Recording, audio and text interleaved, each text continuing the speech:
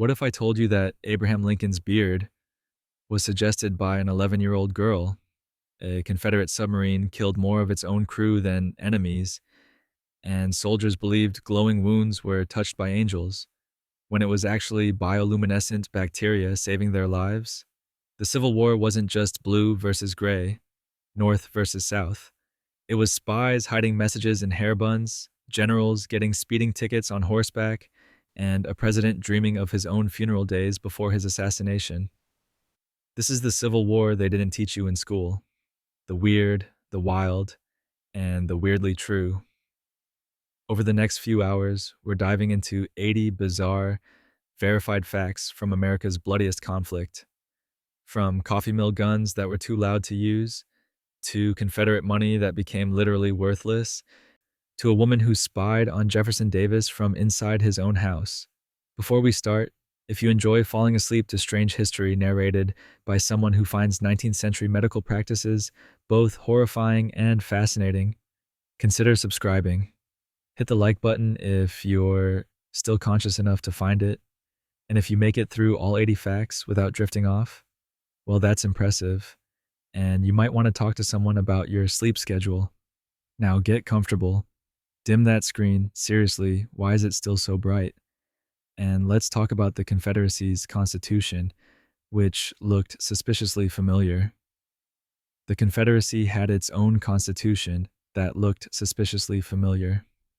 When the Confederate States of America formed in 1861, they needed their own founding document. What they created was, ironically, almost a carbon copy of the United States Constitution.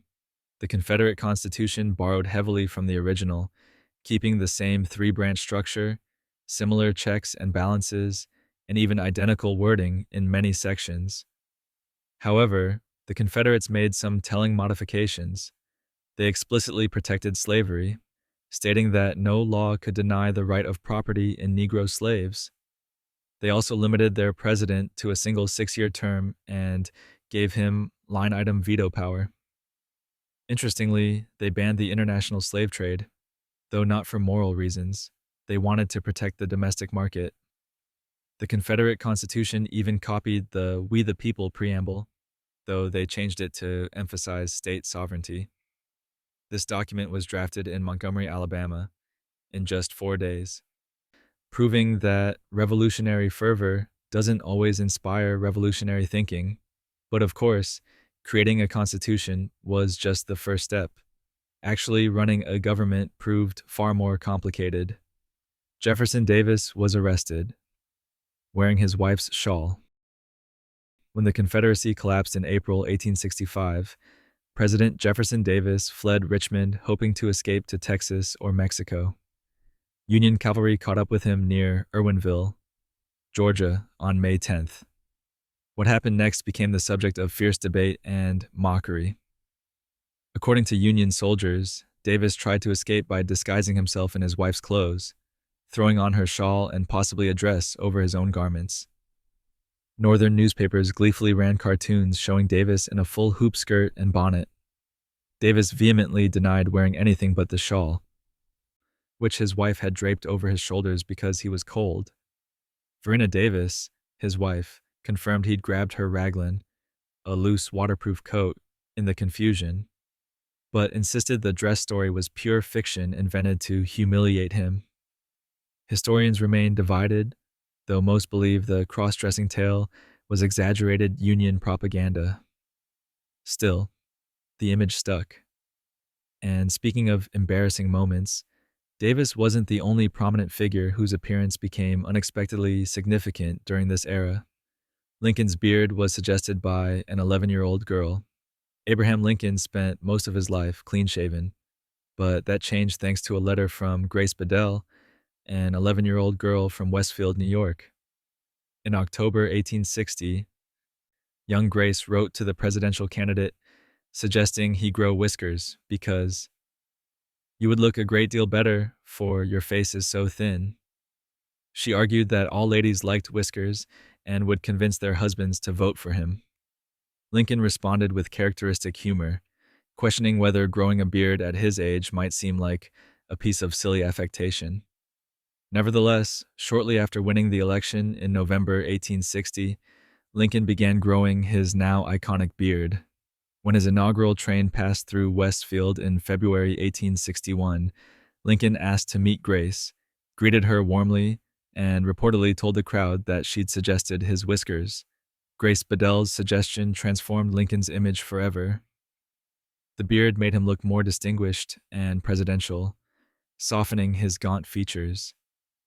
But Lincoln wasn't the only political figure whose views seemed contradictory to his position. The Confederate vice president opposed secession. Alexander Stephens of Georgia became the Confederacy's vice president, yet he'd vigorously oppose secession. In the Georgia legislature, Stephens argued that Lincoln's election alone didn't justify leaving the Union, and that secession would lead to a war the like of which men have not seen. He warned his fellow Southerners they were making a catastrophic mistake. However, once Georgia voted to secede in January 1861, Stephens reluctantly went along with his state, believing his first loyalty was to Georgia. His selection as vice president was strategic. Jefferson Davis hoped Stephens' moderate reputation would help legitimize the new government. Ironically, Stephens later delivered the infamous Cornerstone speech in March 1861, declaring that slavery was the cornerstone of the Confederacy. Throughout the war, Stephens frequently clashed with Davis over constitutional issues and states' rights, becoming increasingly marginalized. His opposition to Confederate policies was so strong that some suspected him of disloyalty, but tensions between politicians weren't new. They had been violently erupting for years before the war. A congressman beat another with a cane on the Senate floor, and the South sent him more canes. On May 22, 1856, Representative Preston Brooks of South Carolina walked into the Senate chamber and viciously beat Senator Charles Sumner of Massachusetts with a metal-tipped walking cane. Brooks was retaliating for a speech Sumner had given 2 days earlier, criticizing pro-slavery forces and mocking Brooks' cousin, Senator Andrew Butler. Brooks struck Sumner over 30 times, leaving him bloodied and unconscious, with injuries so severe that Sumner couldn't return to the Senate for 3 years. Northern newspapers condemned the attack as barbaric, but Southern reaction was dramatically different. Brooks became a hero across the South. Admirers sent him dozens of replacement canes, some inscribed with phrases like, "Hit him again." The House failed to expel Brooks. He resigned, but was immediately re-elected. This incident perfectly illustrated how deeply divided America had become. Violence had replaced reasoned debate, and the caning foreshadowed the bloodshed that would soon engulf the nation. And speaking of threats of violence, Lincoln himself faced danger even before taking office. Lincoln secretly entered D.C. in disguise before his inauguration. Abraham Lincoln's journey to his inauguration in February 1861 became a security nightmare when Detective Alan Pinkerton uncovered a suspected assassination plot in Baltimore. Southern sympathizers allegedly planned to kill Lincoln when his train passed through the city. Pinkerton and Lincoln's advisors convinced the president-elect to alter his plans. On the night of February 22nd, Lincoln secretly boarded an earlier train in Philadelphia, wearing a soft felt hat and a long overcoat.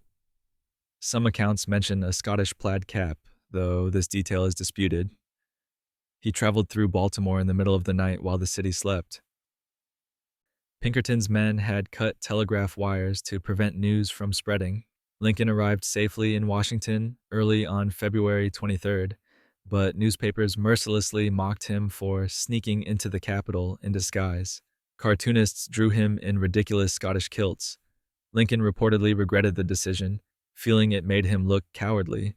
Whether the assassination plot was real remains debated, but Baltimore's secessionist violence later in April 1861 proved the threat was genuine. The whole episode reflected the chaos surrounding the election itself. The election of 1860 featured 4 presidential candidates and chaos. The presidential election of 1860 wasn't a simple 2-party race. It fractured into 4 separate campaigns that split the nation along sectional lines.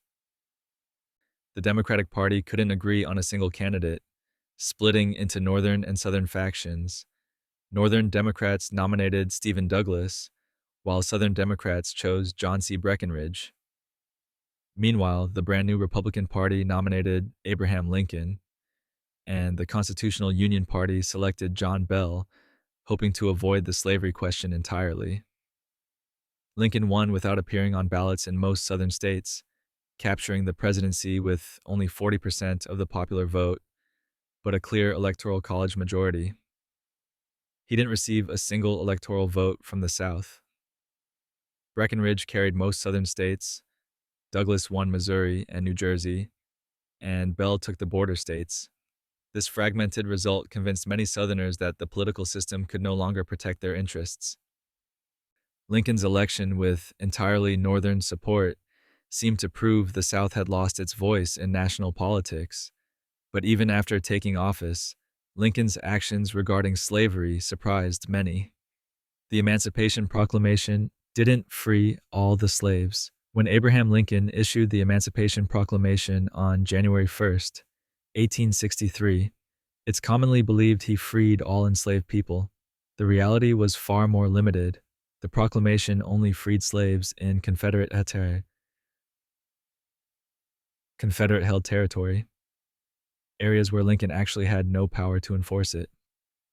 It specifically exempted the border states of Missouri, Kentucky, Maryland, and Delaware, all slave states that remained in the Union. It also exempted certain Confederate areas already under Union control, including most of Tennessee, parts of Virginia, and all of Louisiana near New Orleans.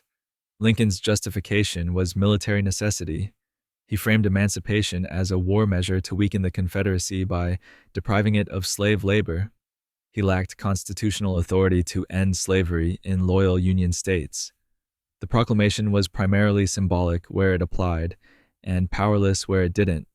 Nevertheless, it transformed the war's purpose, making Union victory synonymous with ending slavery.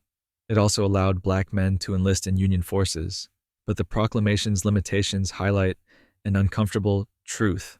Some Union states themselves held people in bondage. Some Union states were the slave states, too. Not every Union state opposed slavery. 4 slave states, Missouri, Kentucky, Maryland, and Delaware, never joined the Confederacy, remaining loyal to the United States throughout the Civil War. These border states presented Lincoln with a delicate political challenge. He feared that aggressive action against slavery might push them into Confederate arms, which would have been disastrous strategically. Maryland surrounded Washington, D.C., Kentucky controlled vital Ohio River access, and Missouri's location was critical. Delaware, though small, remained symbolically important.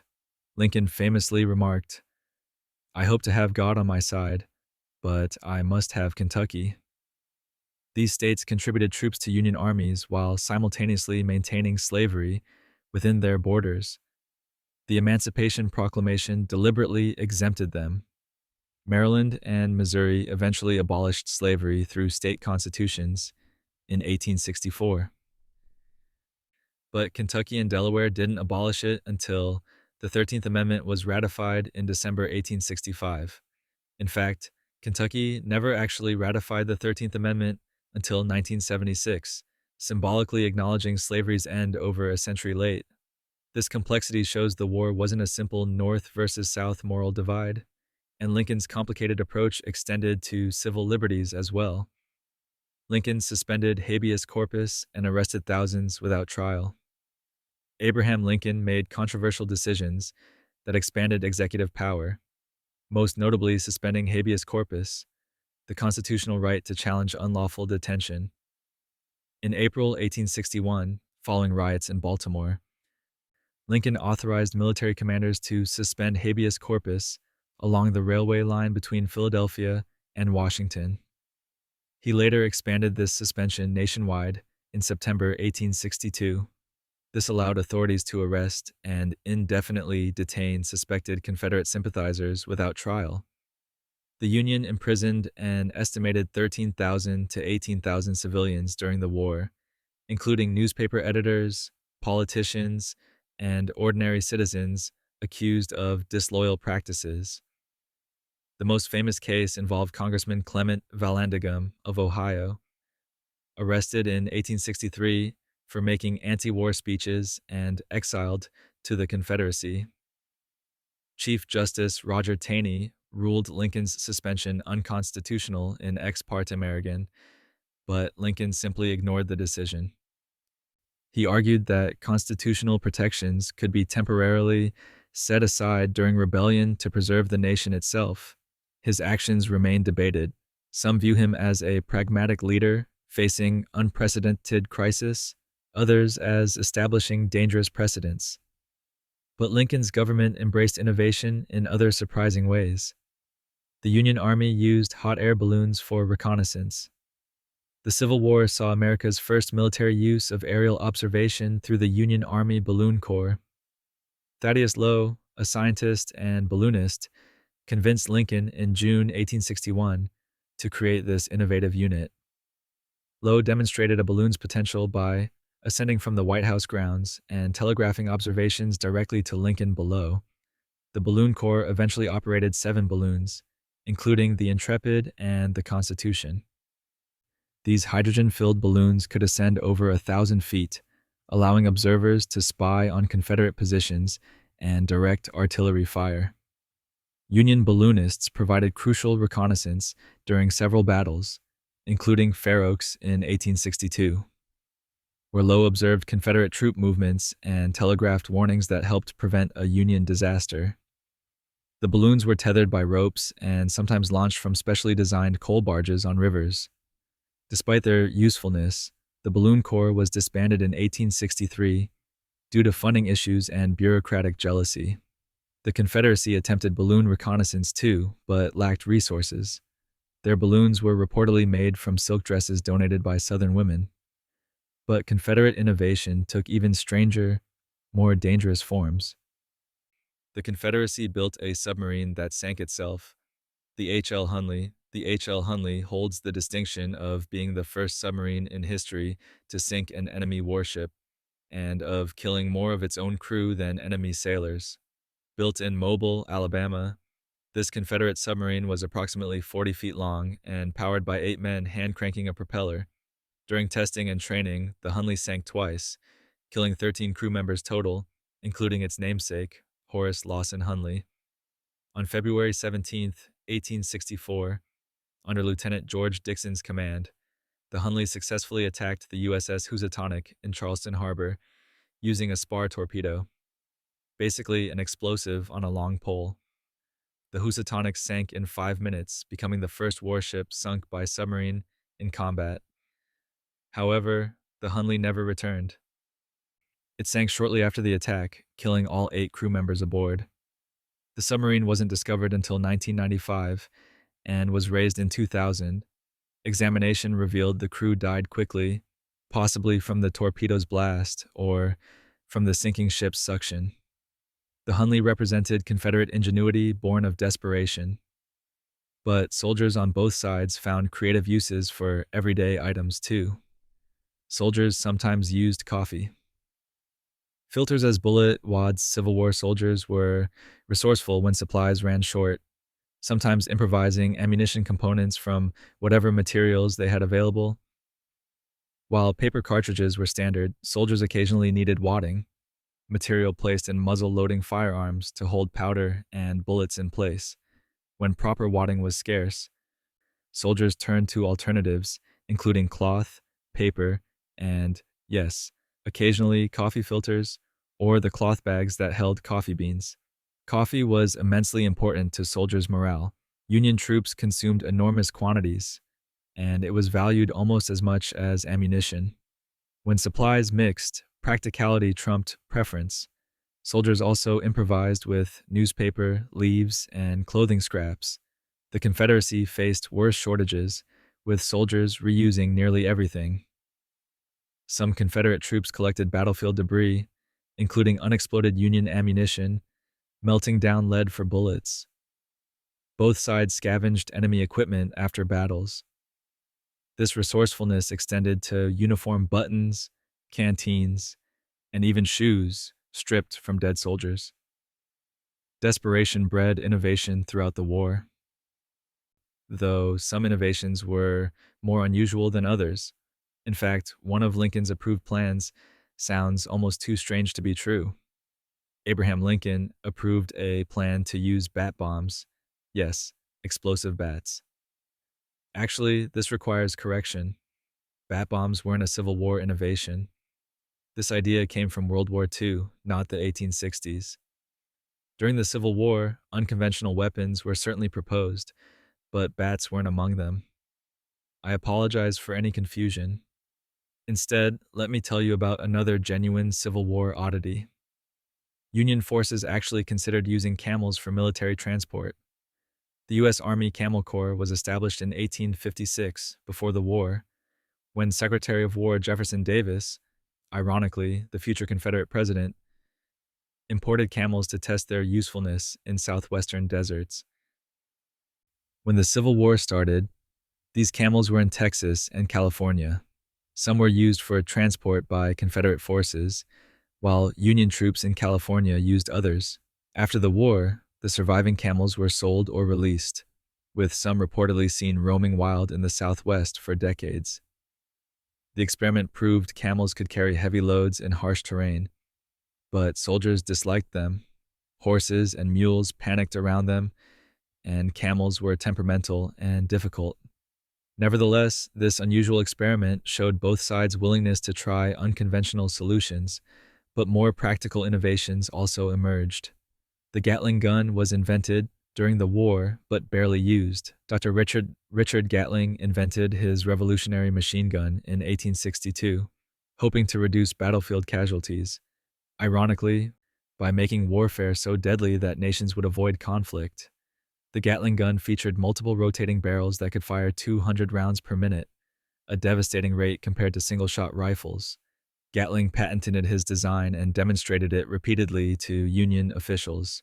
However, the weapon saw minimal Civil War use. The Union Army officially adopted it only in 1866, after the war ended.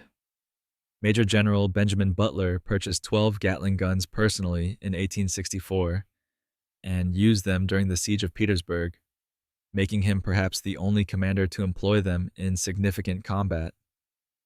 Several factors limited the Gatling gun's wartime adoption: conservative military thinking, concerns about reliability, ammunition supply challenges, and suspicions about Gatling himself. He had Southern roots, making some Union officers question his loyalty despite his Northern sympathies. The Gatling gun later became instrumental in post-war conflicts, particularly in campaigns against Native Americans and in colonial wars. But security concerns weren't limited to weapons. They extended to protecting Lincoln himself. Pinkerton's spy agency also worked as Lincoln's bodyguards. Allen Pinkerton, founder of the famous detective agency, served multiple roles during the Civil War. Beyond investigating the Baltimore assassination plot, Pinkerton organized the Union Intelligence Service, essentially creating America's first secret service. His agents, known as Pinkerton's National Detective Agency operatives, conducted espionage behind Confederate lines, gathering intelligence on troop movements and military plans. Pinkerton used various covers, sometimes posing as a Confederate sympathizer himself.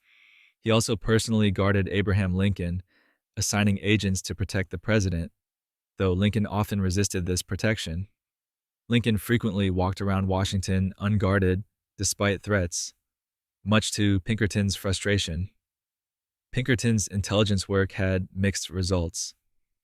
He consistently overestimated Confederate troop numbers, which contributed to General George McClellan's cautious approach during the Peninsula Campaign in 1862. After McClellan's removal, Pinkerton's intelligence role diminished, though his detective agency continued investigating fraud and corruption. Ironically, Pinkerton wasn't protecting Lincoln the night of his assassination. That duty had been transferred to the Washington police. But security wasn't the only challenge soldiers faced. Even basic supplies became problematic, especially for the Confederacy. Confederate soldiers had to make their own uniforms. The Confederate Army struggled with supply shortages throughout the war, and uniforms were chronically inadequate. Unlike the Union, which had established factories and supply chains, the Confederacy relied heavily on individual states, local production, and soldiers' families. Early in the war, Confederate units wore whatever they could obtain, some gray, some butternut brown, some blue, causing tragic friendly fire incidents. Many soldiers left home wearing civilian clothes. As the war continued, Confederate authorities established standards, designating gray as the official color. However, gray dye was scarce, so uniforms often used butternut dye made from walnut hulls, giving Confederate troops their butternut nickname. Women across the South organized to sew uniforms, but never produced enough. By 1863 and 1864, Confederate soldiers frequently wore captured Union uniforms, patched civilian clothes, or homemade garments of mismatched materials. Some went barefoot because shoes were impossibly scarce. Photographs from late war show ragged Confederate prisoners in shocking condition, not from mistreatment, but reflecting supply collapse. Union soldiers, while better supplied, sometimes envied Confederate butternut uniforms because the lighter color was better camouflaged than dark blue. Meanwhile, progressive Union officers pushed boundaries beyond uniforms. A Union general tried to arm black soldiers before Lincoln.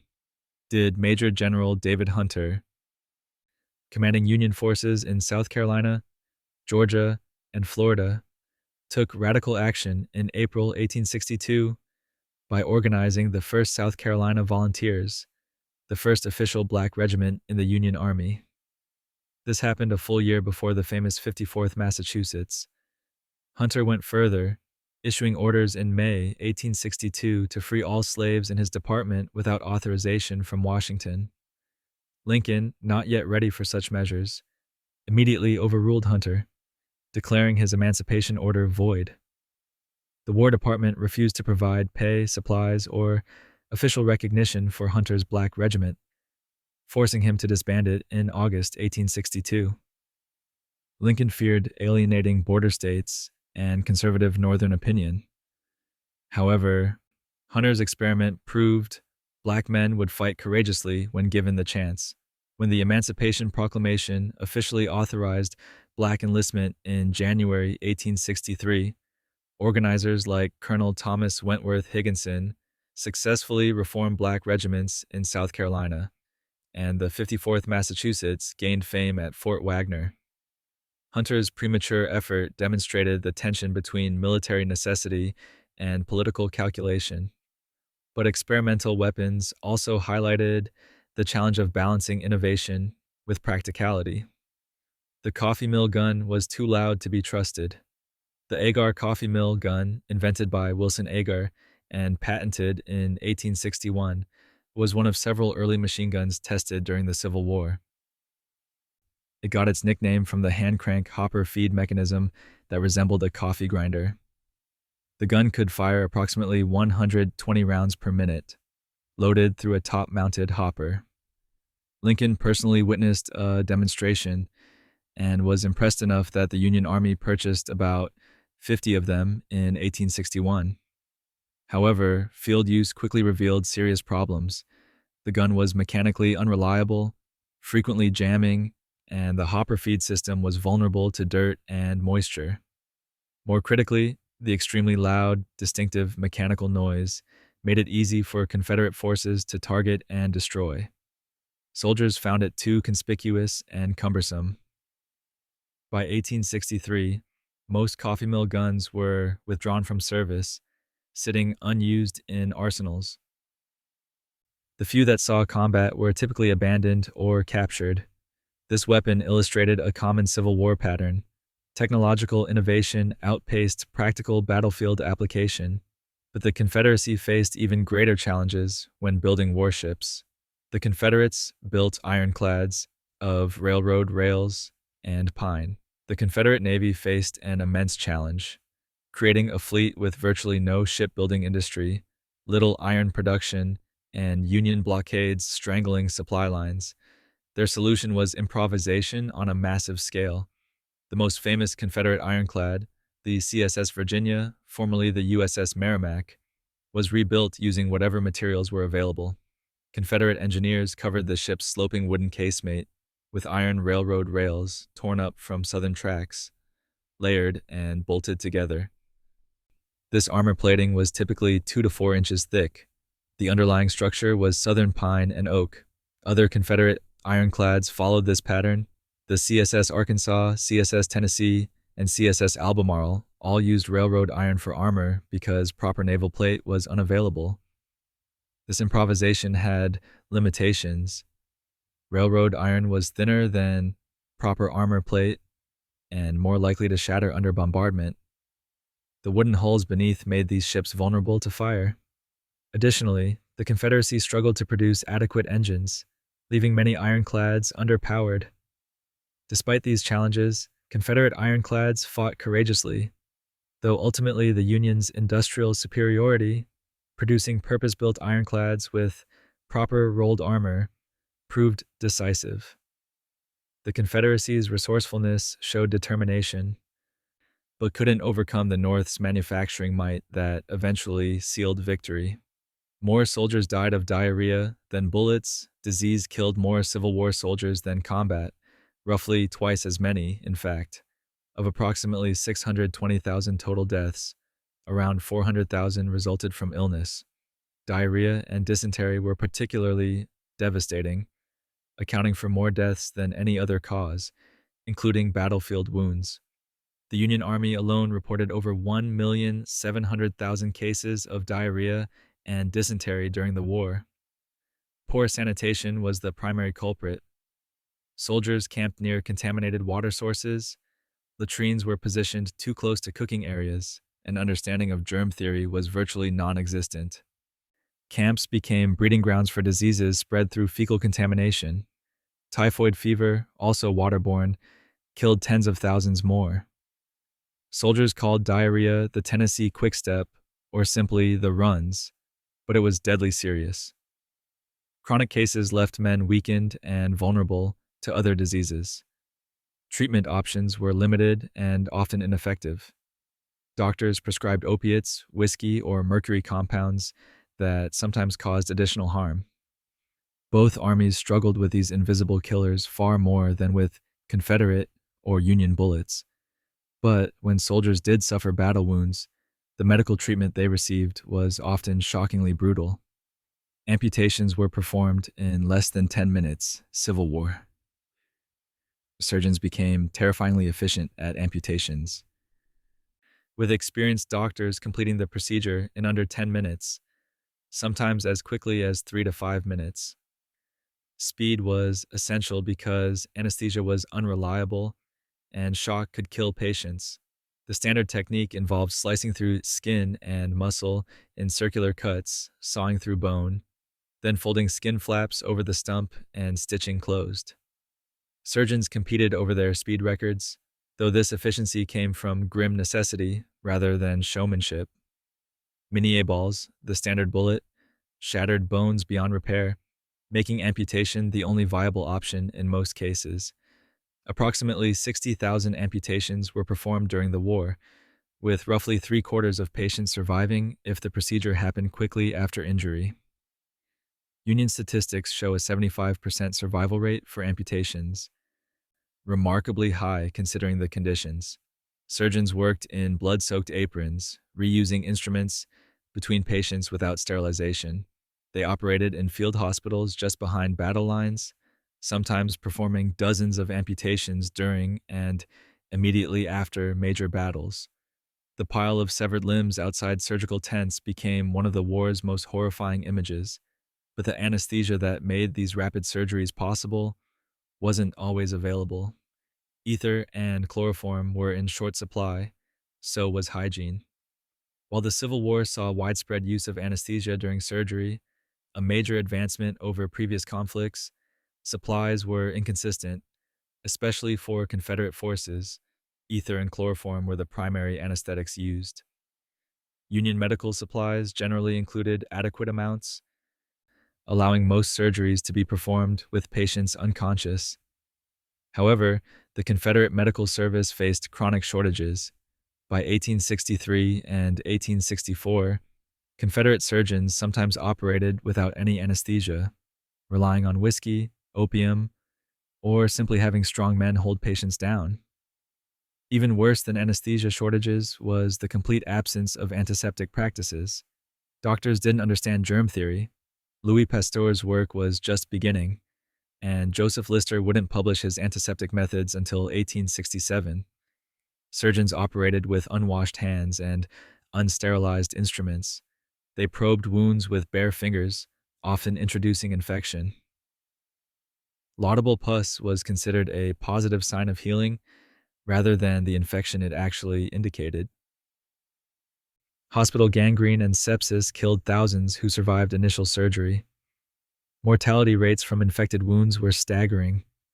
One woman worked tirelessly to improve these horrific conditions, hauling supplies wherever soldiers suffered. Clara Barton carried her medical supplies in a wagon, pulled by a mule named Billy. Clara Barton, who later founded the American Red Cross, earned her reputation as the angel of the battlefield during the Civil War.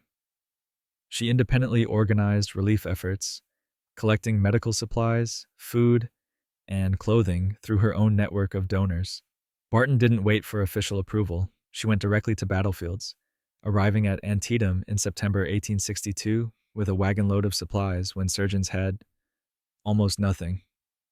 Her transportation was indeed pulled by mules, and while specific documentation about a mule named Billy is limited in primary sources, Barton definitely used mule-drawn wagons for her supply operations throughout the war. She worked at numerous battles, including Cedar Mountain, Second Bull Run, Antietam, and Fredericksburg. At Antietam, a bullet passed through her sleeve and killed a soldier she was tending. Barton's independent operation frustrated official medical authorities, but her effectiveness was undeniable. She distributed supplies directly to field hospitals and worked alongside surgeons. Unlike many relief workers who remained in established hospitals, Barton went to the front lines. After the war, she ran the Office of Missing Soldiers, helping families locate information about 70,000 missing men. But battlefield medical practices remained primitive, including the materials used for suturing wounds. Doctors used horsehair to stitch wounds. Civil War surgeons relied on various materials for sutures, with horsehair being among the most common. Silk thread was preferred when available, but supply shortages forced improvisation. Horsehair from horses' tails and manes worked reasonably well. It was strong, somewhat flexible, and readily available since armies depended heavily on horses. Surgeons would clean and prepare the horsehair, though clean by modern standards was non-existent. They also used linen thread, cotton thread, and sometimes even thin leather strips. The suturing technique was straightforward. Surgeons used curved needles to pierce skin and tie off blood vessels, creating knots that would theoretically dissolve or could be removed later. However, non-absorbable materials like horsehair required removal after healing began, assuming the patient survived. Infection rates were astronomical regardless of suture material because nobody understood sterilization. Surgeons often carried needles pre-threaded with horsehair or silk in their lapels for quick access, a practice that seems horrifying today but was standard then. Wire was occasionally used for particularly difficult closures.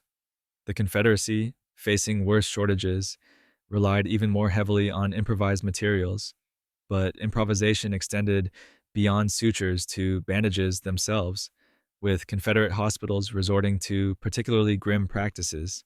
Confederate hospitals reused bandages, sometimes from the dead. Confederate medical services faced catastrophic supply shortages throughout the war, forcing desperate measures.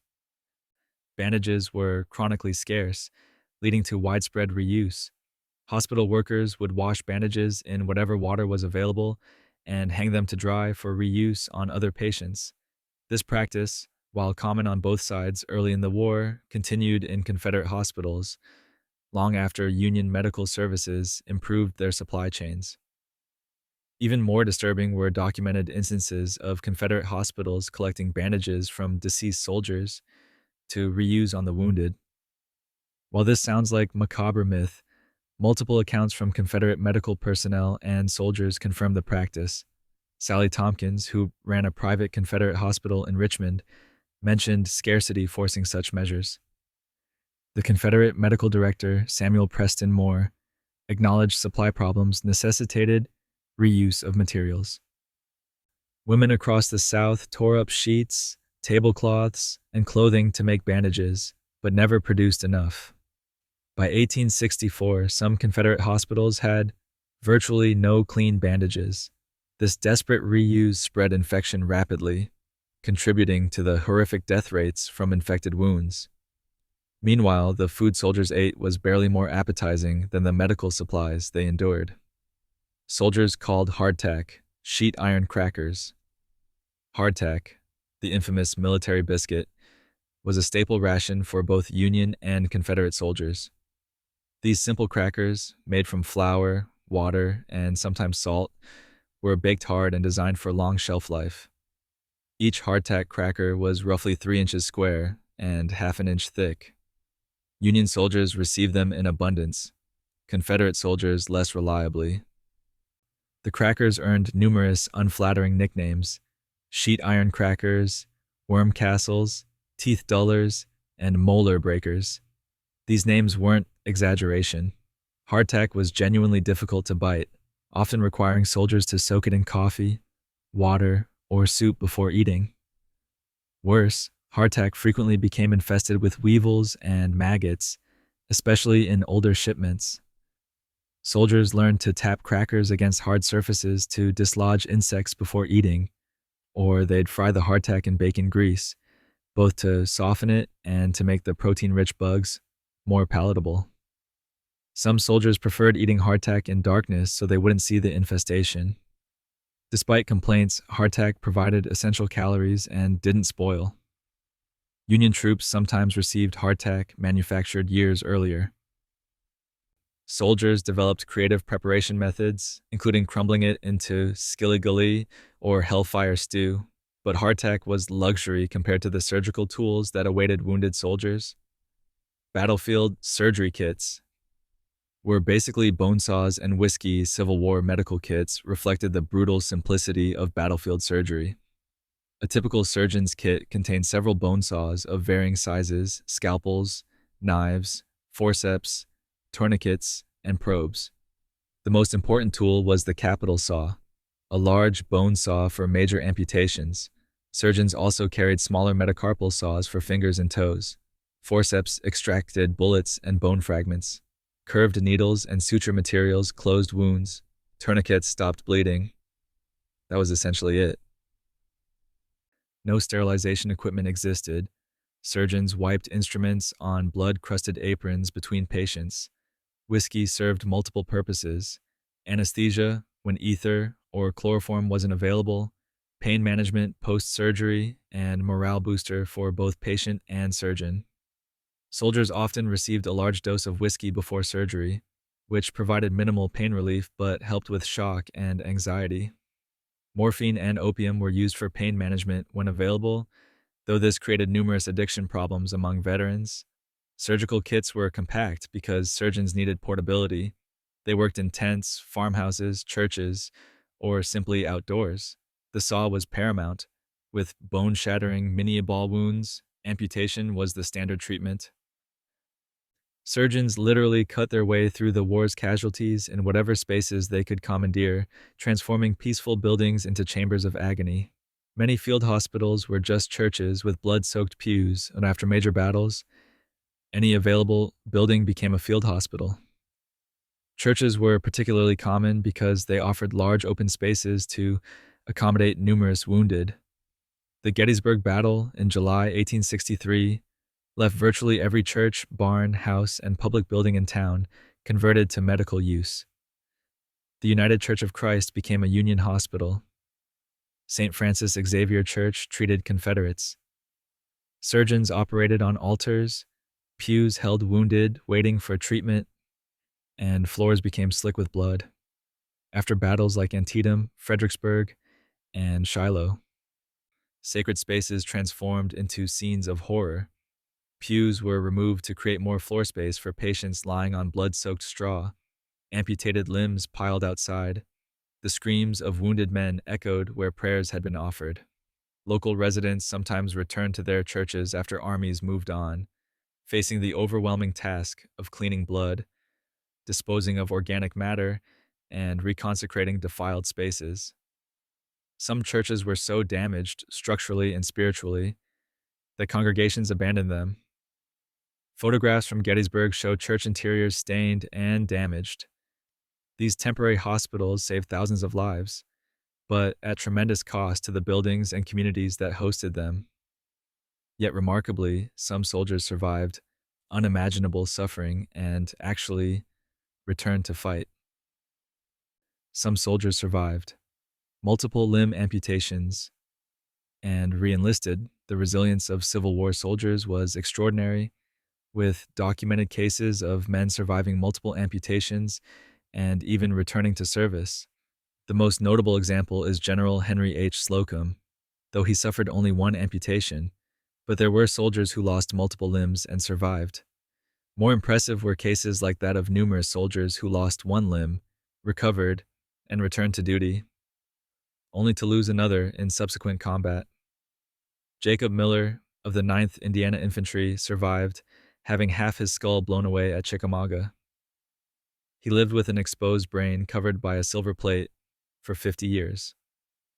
While quadruple amputations were rare, double amputations were more common than one might expect. The typical survival rate for single limb amputation was approximately 75%. For double amputations, survival dropped dramatically, but wasn't impossible. Some soldiers with amputated legs received primitive wooden prosthetics and returned to light duty. Others with arm amputations continued serving in administrative capacities. The most determined returned to combat roles despite their disabilities. Pension records document many double amputees, and military records show re-enlistment by previously wounded soldiers was common. Their motivation came from loyalty, ideology, economic necessity, or sense of duty.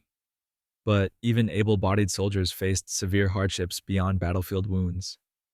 Some Union soldiers fought barefoot for months, while shoe shortages plagued the Confederacy more severely. Union soldiers also experienced footwear problems, supply chain issues, rapid troop movements, and bureaucratic inefficiency meant Union regiments sometimes went weeks or even months without adequate shoes. During the Peninsula Campaign in 1862, numerous Union soldiers marched barefoot through Virginia mud. General William Sherman's march to the sea in late 1864 saw some Union troops wearing out their shoes, though supplies eventually caught up. The military issued brogans, rough leather shoes that wore out quickly, especially during long marches. Soldiers frequently complained that Army shoes fell apart within weeks. Some bought their own boots when possible. The situation was worse for newly recruited regiments awaiting supply disbursement. Photographs and accounts from 1862 and 1863 describe Union soldiers with wrapped feet or barefoot entirely. The quartermaster department struggled to keep pace with demand. Over 2 million pairs of shoes were issued annually, but still proved insufficient. Poor quality contributed to the problem. Contractors often provided substandard footwear that disintegrated rapidly. Soldiers marched hundreds of miles in these conditions, feet bleeding and blistered. While Confederate troops suffered worse, famously attacking Gettysburg partly to capture Union supplies, including shoes, Union soldiers weren't immune to this misery. And footwear wasn't the only Confederate shortage. Their entire economy collapsed. Confederate money was literally worthless by the end. Confederate currency experienced catastrophic hyperinflation, becoming essentially worthless by war's end. When the Confederacy formed in 1861, one Confederate dollar equaled one U.S. dollar. The Confederate government began printing money without adequate gold or silver backing, and by 1865, one U.S. gold dollar was worth approximately 1,200 Confederate paper dollars. Prices skyrocketed. In Richmond, flour that cost $6 per barrel in 1861 cost $300 by 1863 and $1,200 by 1865. A pound of butter cost $25 Confederate enrichment markets in 1865. Eggs cost $6 each. Soldiers' pay became meaningless. A Confederate private earned $11 monthly in 1861, raised to $18 later, but this bought almost nothing. By April 1865, when the Confederacy collapsed, Confederate currency was rejected by merchants. People literally threw bills in the streets. After Appomattox, Confederate money became completely worthless. No government existed to back it. Eventually, former Confederate currency became collectible, ironically gaining value decades later as historical artifacts. The South's economic collapse contributed significantly to military defeat, but women demonstrated remarkable resilience throughout these hardships, including on the battlefield itself. Women on both sides disguised themselves as men to fight. Estimates suggest between 400 to 750 women disguised themselves as men and served as soldiers during the Civil War. Medical examinations were cursory at enlistment. Recruiters checked for hernias and basic fitness, but little else, making it relatively easy for women to pass as men. Some women served for years before discovery. Sarah Emma Edmonds served in the 2nd Michigan Infantry as Franklin Thompson, participating in multiple battles before deserting in 1863 when illness threatened to expose her. Jenny Hodgers enlisted as Albert Cashier in the 95th Illinois Infantry and served the entire war without detection, continuing to live as a man until 1911. Loretta Janetta Velasquez, a Confederate, claimed in her memoir to have fought as Lieutenant Harry Buford, though historians debate the accuracy of her account.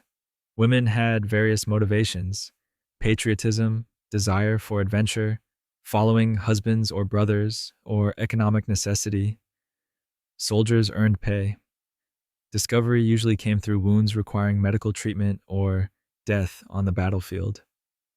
Most women who were discovered were discharged, though some faced imprisonment.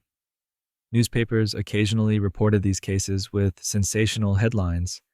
Modern research suggests many women soldiers remained undetected throughout the war and afterward, taking their secret to graves marked with male names. But while these women hid their identities, all soldiers' correspondence faced scrutiny. Letters from soldiers were censored. By other soldiers, military censorship of soldiers' letters was inconsistent but real during the Civil War. Unlike later conflicts with formal censorship systems, Civil War letter review was ad hoc and unit-dependent.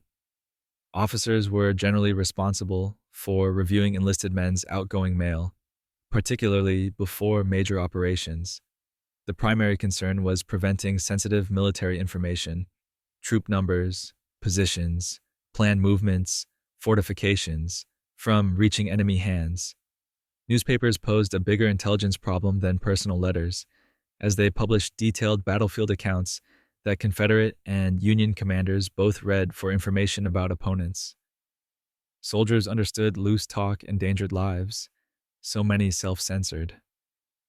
They wrote vaguely about locations and plans, used nicknames for officers, or avoided tactical details entirely.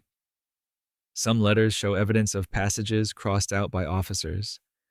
The Confederacy had official postal censorship in certain locations, particularly around Richmond and major cities.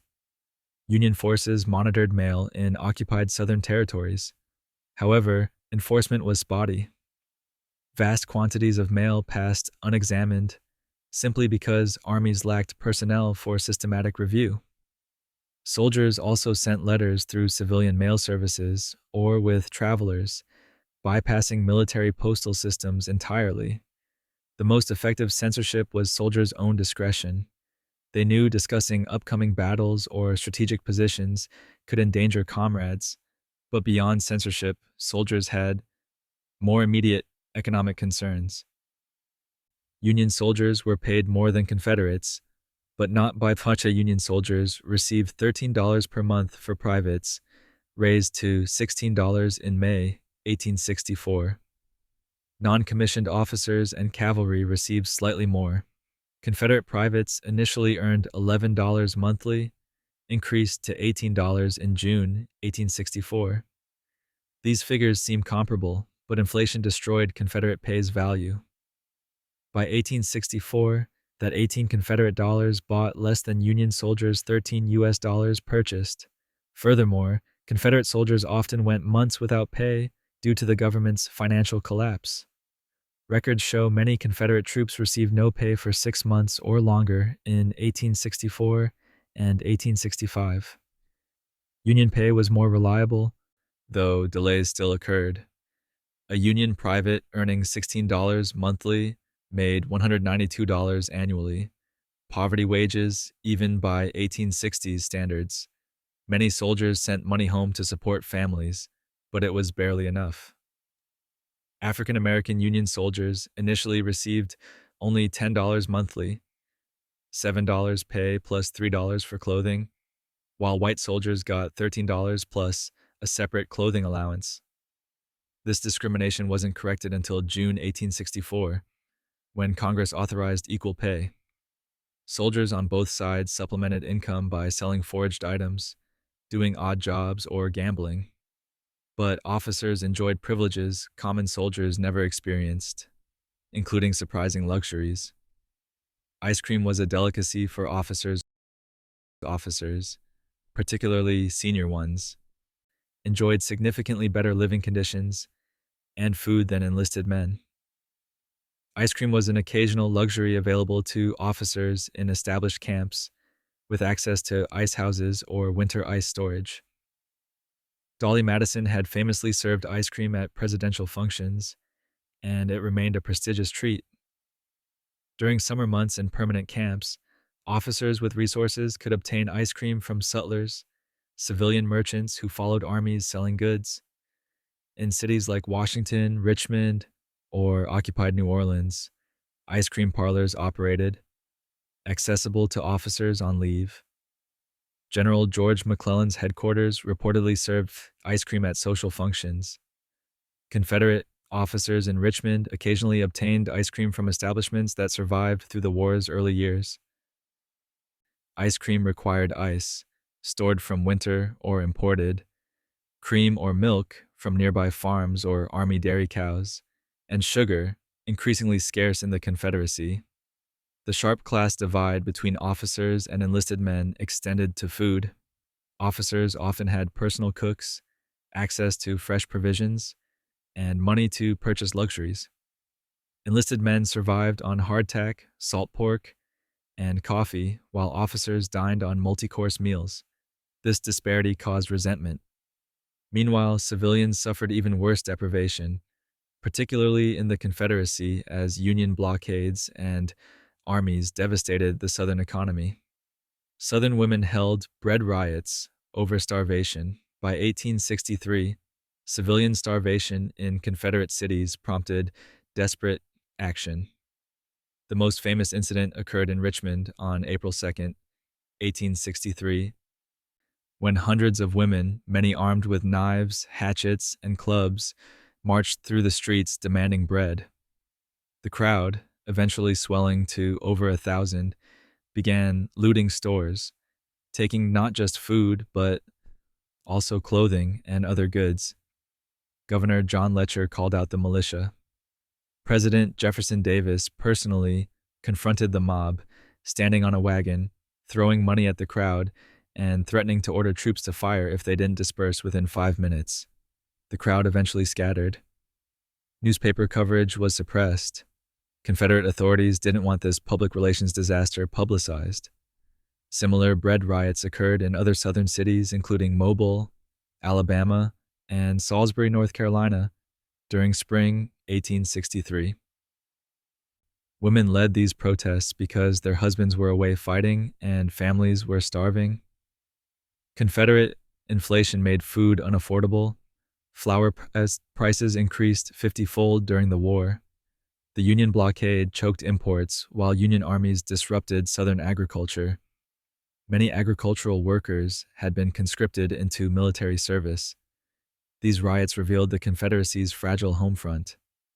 Women who'd supported secession now questioned a government that couldn't feed its citizens. In military prisons, different commodities became currency when money failed.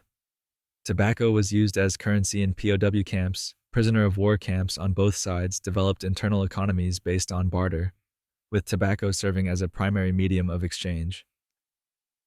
Tobacco was particularly valuable because many soldiers were addicted, and it was scarce in prison camps. Prisoners received it in aid packages from relief organizations or families, or occasionally from guards. Those who didn't smoke could trade tobacco for food, clothing, or other necessities.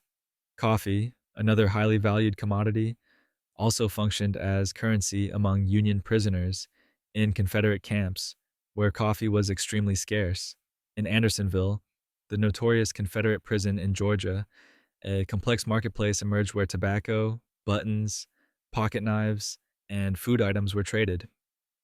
Prisoners who received packages from home became relatively wealthy and could trade surplus goods. Some entrepreneurial prisoners operated businesses, tailoring, shoe repair, or food preparation, accepting tobacco as payment. Guards sometimes participated in this economy, trading tobacco or food for prisoners' crafts or money. Playing cards, dice, and books also held value. Union prison camps like Elmira had similar economies. Tobacco's compact size, non-perishability, and universal desirability made it ideal currency. This shadow economy provided prisoners some control over their lives in otherwise powerless situations. But it wasn't just prisoners who moved through camps. Other women played complex roles in military camps as well. Camp followers did laundry, cooked, and spied. Camp followers is a term with negative connotations, but many women who followed Civil War armies performed legitimate services essential to military operations. Official laundresses, usually soldiers' wives, were employed by regiments, receiving rations and small pay for washing uniforms and linens. Cooks, nurses, and seamstresses also traveled with armies. The Union Army officially authorized 4 laundresses per company in 1861, later reduced to discouraged followers. These women lived in camps, enduring the same hardships as soldiers. However, the term also encompassed prostitutes who set up businesses near military camps, creating hygiene and discipline problems that commanders constantly battled. Beyond these groups were female spies and scouts operating behind enemy lines or within camps. Elizabeth Van Lew ran a Union spy ring from Richmond throughout the war. Rose O'Neal Greenhow gathered intelligence for the Confederacy in Washington. Some women used camp follower status as cover for espionage. Belle Boyd, a Confederate spy, used her charm and access to Union camps to gather information, reportedly crossing battle lines multiple times. Harriet Tubman served as a Union spy and scout, leading military operations in South Carolina. These women risked execution if caught. The military's attitude toward camp followers was ambiguous. They provided necessary services but complicated military discipline and security. Meanwhile, back in Washington, President Lincoln dealt with an avalanche of correspondence about pressing practical matters. Lincoln got more letters about Army pay than emancipation. Abraham Lincoln received enormous quantities of mail. His secretaries estimated he received 50 to 100 letters daily, with hundreds more during crises. Surprisingly, the most common subject wasn't slavery or emancipation, but Army pay and soldier welfare. Soldiers wrote requesting their overdue wages. Wives and mothers wrote desperate letters begging Lincoln to ensure their soldier husbands or sons received pay so families wouldn't starve. Soldiers requested discharges or furloughs to save farms or businesses from bankruptcy. Parents pleaded for sons' lives when they faced court-martial or execution. Contractors wrote about supply issues. The sheer volume of correspondence about practical, immediate problems vastly exceeded mail about slavery or political philosophy. Lincoln's secretaries, John Hay and John Nicolay, filtered most mail, but Lincoln insisted on reading many letters himself, particularly those from soldiers' families. He often wrote direct responses or issued orders, resolving individual cases. The president pardoned numerous soldiers sentenced to execution, earning his nickname as overly merciful from some military commanders. Lincoln's correspondence reveals that while historians focus on grand ideological questions like emancipation, ordinary Americans cared most about immediate survival, receiving pay, keeping loved ones alive, and enduring the war's daily hardships. These letters humanize the president's burden, showing him managing both historic transformation and countless individual tragedies simultaneously. Rose O'Neal Greenhow used flirting to smuggle secrets. Rose O'Neal Greenhow was one of the Confederacy's most effective spies, operating from Washington society throughout the war's early years.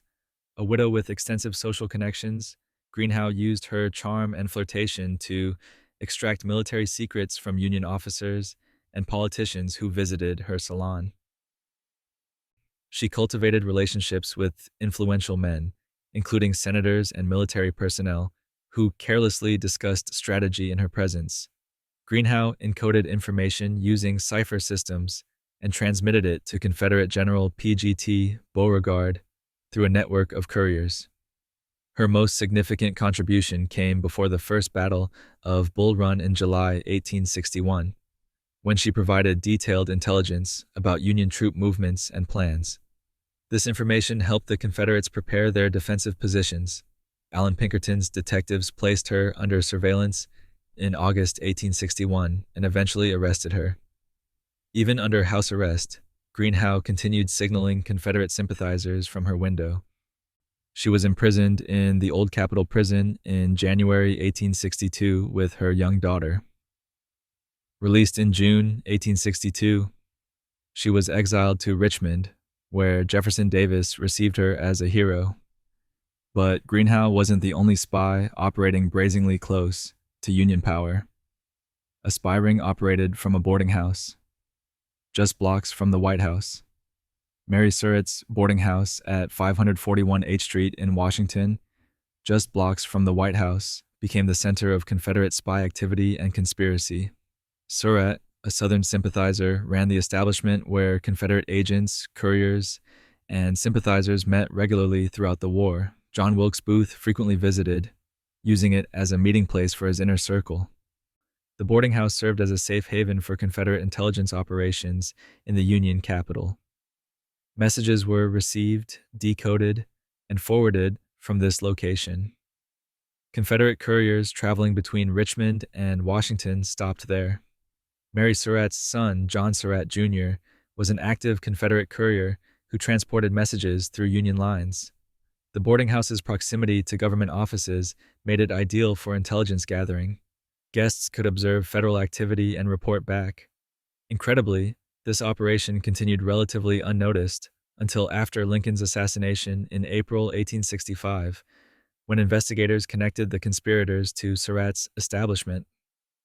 Mary Surratt was arrested, tried by military commission, and hanged on July 7, 1865, becoming the first woman executed by the U.S. federal government. Whether she actively participated in the assassination plot remains controversial, but her boarding house undeniably served Confederate intelligence throughout the war. The Confederacy had actually organized these intelligence operations quite systematically. The Confederacy had its own Secret Service. The Confederate Secret Service Bureau, established in 1862 under the War Department, coordinated espionage, sabotage, and covert operations against the Union. Unlike the Union's fragmented intelligence efforts run by different generals and departments, the Confederacy created a centralized intelligence organization. The Secret Service operated under the Signal Corps, commanded by Major William Norris, with offices in Richmond. The Bureau ran spy networks in northern cities, particularly Washington, New York, and Philadelphia. They recruited agents, established communication lines through Union territory, and coordinated courier systems. Confederate agents gathered intelligence on Union military movements, political decisions, and public sentiment. The Secret Service also conducted sabotage operations, including attempted arson attacks on northern cities and plots to release Confederate prisoners. Thomas Conrad, one of their most successful agents, operated in Washington throughout the war, gathering intelligence on Union Army movements. The Bureau coordinated with state-level intelligence operations and freelance spies like Rose Greenhow and Belle Boyd. After the war, many Secret Service records were destroyed, making it difficult to fully assess their operations. However, surviving documents reveal a sophisticated organization that rivaled anything the Union fielded. Confederate spies employed various creative methods to conceal messages, with women proving particularly ingenious. Women hid messages in their hair buns. Female spies on both sides exploited Victorian fashion and social conventions to conceal intelligence. Women's elaborate hairstyles, particularly large buns and chignons, provided perfect hiding places for rolled messages, small documents, or cipher keys. Guards and soldiers were reluctant to search women thoroughly, making female couriers particularly effective. Confederate spy Belle Boyd reportedly hid messages in her clothing and hair before crossing Union lines. Women also concealed documents in corset stays, hollow jewelry, inside artificial hair pieces, and sewn into dress hems. One documented case involved a Confederate woman stopped at a Union checkpoint with military intelligence hidden inside a hollowed-out hair bun. She simply removed the hairpiece, sat on it, and the guards, too embarrassed to search her thoroughly, let her pass. Southern women smuggled medicine, particularly quinine, which was desperately needed for treating malaria in Confederate armies. They hid pills and powders in their voluminous skirts, which could hold surprising amounts. The hoop skirt fashion of the era created a cage-like structure under dresses that could conceal contraband. Union authorities eventually became more aggressive in searching women, but cultural restrictions on male-female interaction gave female agents significant advantages throughout the war. While women spied on the ground, Union observers faced different dangers from above. Balloonists had to watch out for snipers. Union Army balloonists conducting aerial reconnaissance faced constant danger from Confederate sharpshooters. Tethered observation balloons ascended several hundred to over 1,000 feet, making occupants clearly visible targets. Confederate soldiers quickly learned that shooting at the balloons themselves was ineffective. The hydrogen-filled balloons could withstand multiple bullet holes without losing significant lift. However, the observers in the basket were vulnerable. Confederate sharpshooters positioned themselves to fire at balloonists, forcing observers to keep low in their baskets. The tether ropes connecting balloons to the ground were also targeted. Severing a tether line would send the balloon drifting with prevailing winds, potentially over Confederate territory, where observers would be captured. This happened at least once during the Peninsula Campaign in 1862 when a balloon broke loose, though the balloonist eventually landed safely behind Union lines.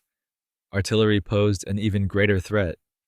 Confederate cannons occasionally targeted balloons, though hitting a target at such altitude and distance was difficult. The psychological effect of being shot at while suspended helplessly in a basket hundreds of feet up proved stressful. Despite these dangers, balloonists provided valuable intelligence throughout their service. Meanwhile, on the ground, even experienced detectives like Alan Pinkerton occasionally misjudged the threats right in front of them. Alan Pinkerton once mistook a real spy for a salesman. Alan Pinkerton's detective work, while groundbreaking, wasn't infallible. One documented case involves Pinkerton encountering suspected Confederate agent Timothy Webster, though actually Webster was one of Pinkerton's own double agents working for the Union while pretending to be Confederate. The confusion in Civil War espionage meant mistaken identities occurred frequently. A more relevant documented case involves Pinkerton's tendency to overestimate Confederate troop strength dramatically. His intelligence reports consistently inflated Confederate numbers, sometimes by double or triple the actual count. This conservative estimation influenced General McClellan's cautious Peninsula Campaign strategy in 1862. Pinkerton's agents sometimes failed to distinguish between real threats and ordinary civilians, leading to false arrests. His surveillance methods involved following suspects, intercepting mail, and conducting interrogations, but the sheer volume of suspected Confederate sympathizers in Washington made accurate assessment difficult. Pinkerton relied heavily on informants whose reliability varied considerably. Some were double agents, others were simply mistaken, and some fabricated information for payment. After McClellan's removal, Pinkerton's intelligence role diminished significantly. The Union eventually developed more sophisticated intelligence operations under other directors. However, determining who was actually loyal proved challenging when some infiltrators reached the highest levels of Confederate government. There were Union double agents in the Confederate cabinet. The extent of Union infiltration of Confederate leadership remains historically debated, but evidence suggests some Confederate officials provided information to Union intelligence. The most suspected figure was Judah P. Benjamin, who served as Confederate Attorney General, Secretary of War, and Secretary of State.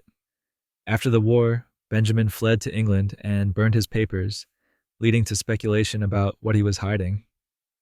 However, no concrete evidence proves Benjamin was a Union agent. More likely, he destroyed records to protect Confederate operatives abroad.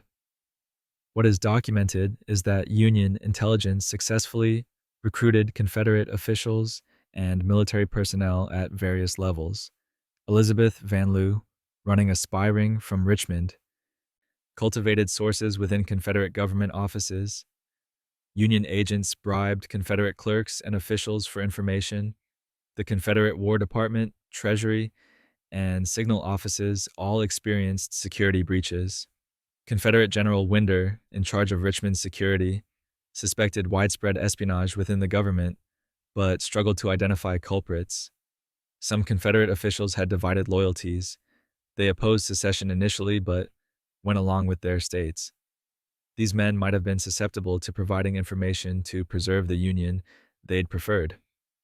Post-war claims of high-level Confederate officials working for the Union must be treated skeptically, but lower-level infiltration definitely occurred.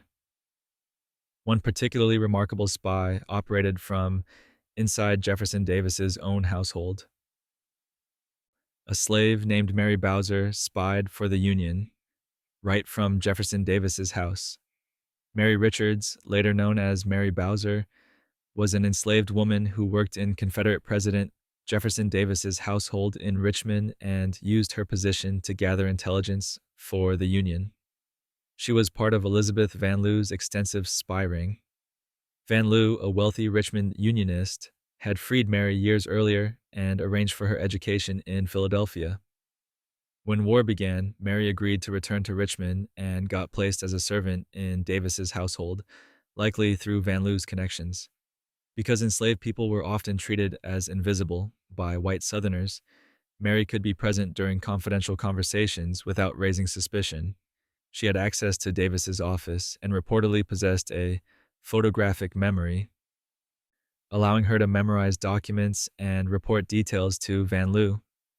Mary passed information about Confederate military strategy, troop movements, and government decisions. The intelligence was transmitted through Van Lew's network to Union commanders.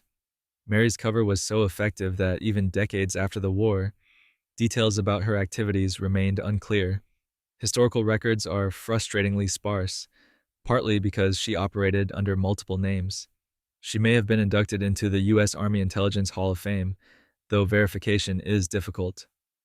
While Mary gathered intelligence within Richmond, the Confederacy conducted their own covert economic warfare against the Union. The Confederacy counterfeited Union money. The Confederate Secret Service engaged in economic warfare by counterfeiting U.S. currency, attempting to destabilize the Union economy through inflation. The operation was run from Canada, where Confederate agents established bases beyond Union jurisdiction. Samuel Upham, ironically a Philadelphia printer, began the practice in 1862 by creating souvenir Confederate notes. but his facsimiles were so accurate they circulated as real currency in the South. The Confederacy then adopted similar tactics against Union currency. Confederate agents in Canada contracted printers to produce counterfeit U.S. greenbacks and bonds. The quality varied. Some counterfeits were crude, others nearly perfect. These fake bills were smuggled into Union territory and spent, theoretically flooding the market and causing inflation. The operation's actual economic impact was limited because the quantities produced, while substantial, weren't enough to seriously damage Union finances. However, it created confusion and undermined confidence in paper currency. Union authorities struggled to distinguish genuine notes from counterfeits. The Secret Service Bureau coordinated these operations with other sabotage efforts, including planned attacks on Northern infrastructure. Several Confederate agents were captured attempting to pass large quantities of counterfeit bills. Meanwhile, both sides used sophisticated encryption methods, though the technology appeared deceptively simple.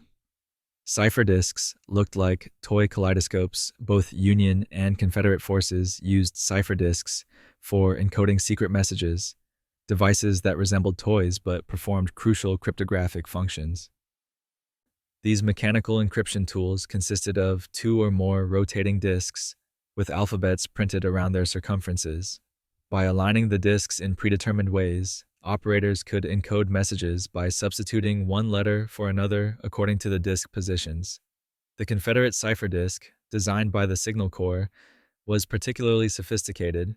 It used multiple alphabets and keywords, making Confederate codes difficult to break. Union forces used similar devices, though methods varied by department. These cipher disks were small, portable, and, to casual observers, looked like innocent circular gadgets, kaleidoscopes, or compasses, rather than encryption devices. Agents could carry them without arousing suspicion. The encoding process was relatively quick once operators memorized procedures. Both sides also used book ciphers, where specific editions of books served as keys. Correspondents would reference page, line, and word numbers to encode messages. The Visionaire cipher, using keyword-based alphabetic substitution, was popular. Breaking these codes required captured cipher disks or keys, intercepted messages with known content for comparison, or mathematical analysis. Union cryptanalysts in the War Department successfully broke some Confederate codes. These serious intelligence tools contrasted sharply with lighter moments, even in the White House itself. Lincoln loved cats and once let one eat off the White House table. Abraham Lincoln was genuinely fond of cats, unusual for a president of that era. During the war, he kept several cats at the White House and at his summer residence at the Soldiers' Home. One documented incident involves Lincoln allowing a cat to eat from his plate during a White House dinner. When his wife Mary expressed disapproval, Lincoln reportedly replied that if the food was good enough for him, it was certainly good enough for the cat. Lincoln's secretary John Hay recorded Lincoln's affection for animals, particularly cats. At the Soldiers' Home, Lincoln was observed petting and talking to stray cats. During a visit to General Grant's headquarters at City Point in March 1865, Lincoln found 3 orphaned kittens in a tent and spent time playing with them, ensuring they would be fed and cared for. This tender moment came just weeks before his assassination, showing Lincoln found comfort in simple pleasures amid war's horrors. Lincoln's stepmother also recalled his childhood kindness to animals. His compassion extended beyond cats. He pardoned turkeys sent for White House dinners and intervened to save condemned soldiers' lives. These personal quirks humanized the president who carried the weight of national crisis. But Lincoln wasn't the only prominent figure with surprising personal habits. Even military commanders had their idiosyncrasies, as demonstrated by an incident involving the Union's greatest general. Ulysses S. Grant was once fined for speeding on a horse. In 1862, while serving as a major general during the war, Ulysses S. Grant was stopped by Washington police officer William H. West for riding his horse too fast through the city streets. Grant was galloping recklessly, creating a public safety hazard. Officer West, not recognizing the general initially, stopped him and issued a fine. When Grant identified himself, West briefly hesitated, but then proceeded with the citation anyway, knowing that no one was above the law. Grant accepted the fine without argument and reportedly respected West's integrity. The fine was $20, substantial at the time. Grant paid it promptly. This wasn't Grant's only speeding incident. He was known for racing horses through Washington streets occasionally, particularly when frustrated or stressed. Grant loved horses and was an exceptionally skilled rider, having attended West Point where horsemanship was emphasized. His fearless riding style sometimes translated into reckless speed. After the war, when Grant became president, he remembered Officer West and appointed him to a position in the Treasury Department, rewarding the man's integrity. This story illustrates Grant's character. He could accept criticism and punishment without pulling rank, understanding that military authority didn't exempt him from civilian law. Speaking of military figures accepting difficult positions, the Confederacy's most famous general had serious reservations about his choice. Robert E. Lee never wanted to fight for the Confederacy. Robert E. Lee opposed both secession and slavery, but ultimately chose Virginia over the Union. In April 1861, as Southern states seceded, Lee called secession nothing but revolution and slavery a moral and political evil. On April 18, 1861, Lincoln's advisor, Francis Preston Blair, offered Lee command of Union forces to suppress the rebellion. Lee spent an agonizing night considering the offer. On April 20th, he declined, writing, "I cannot raise my hand against my birthplace, my home, my children." 2 days later, Virginia seceded, and Lee resigned his U.S. Army commission after 32 years of distinguished service. He accepted command of Virginia forces, then later the Army of Northern Virginia. Lee's decision was based on state loyalty. Like many of his generation, he identified primarily with Virginia rather than the United States. This wasn't unusual. Many officers faced similar choices. General George Thomas, also a Virginian, chose differently, remaining loyal to the Union and becoming one of its finest commanders. Lee's choice destroyed his relationship with many family members, including his cousin Samuel Phillips Lee, who became a Union admiral. After the war, Lee expressed regret that slavery hadn't been abolished peacefully and worked as president of Washington College promoting reconciliation. His decision demonstrated how the war fractured families and loyalties in profound ways. Speaking of family connections, one of the strangest coincidences involved the Lincoln family and their future assassin. Lincoln's son was saved by John Wilkes Booth's brother. In a remarkable twist of fate, Robert Todd Lincoln, the president's eldest son, was saved from serious injury or death by Edwin Booth, brother of John Wilkes Booth, probably in late 1864 or early 1865. The incident occurred at a train station in Jersey City, New Jersey. Robert Lincoln was standing on a crowded platform when the train began moving. He was pressed against the train car and lost his footing, falling into the gap between the platform and the moving train. Edwin Booth, one of America's most famous actors, happened to be nearby and grabbed Robert by the collar, pulling him to safety. Robert recognized Booth and later sent him a letter of gratitude. Edwin Booth learned the identity of the young man he'd saved only later. After his brother John Wilkes Booth assassinated President Lincoln on April 14, 1865, Edwin was devastated, both by his brother's crime and by the cruel irony that he'd once saved the life of the murdered president's son. Edwin never acted again immediately following the assassination. So great was his shame. He eventually returned to the stage, but carried the burden of his family name forever. This strange connection between savior and assassin, between the Booth brothers, exemplifies the war's tragic ironies. While Edwin Booth was saving lives, another remarkable figure was leading military operations.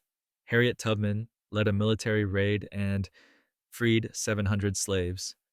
Harriet Tubman, famous for her Underground Railroad activities before the war, served the Union Army as a scout, spy, and nurse.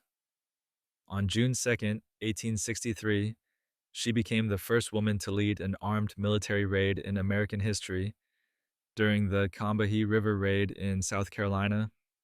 Working with Colonel James Montgomery and the 2nd South Carolina Volunteers, a black regiment, Tubman guided 3 Union gunboats up the Combahee River.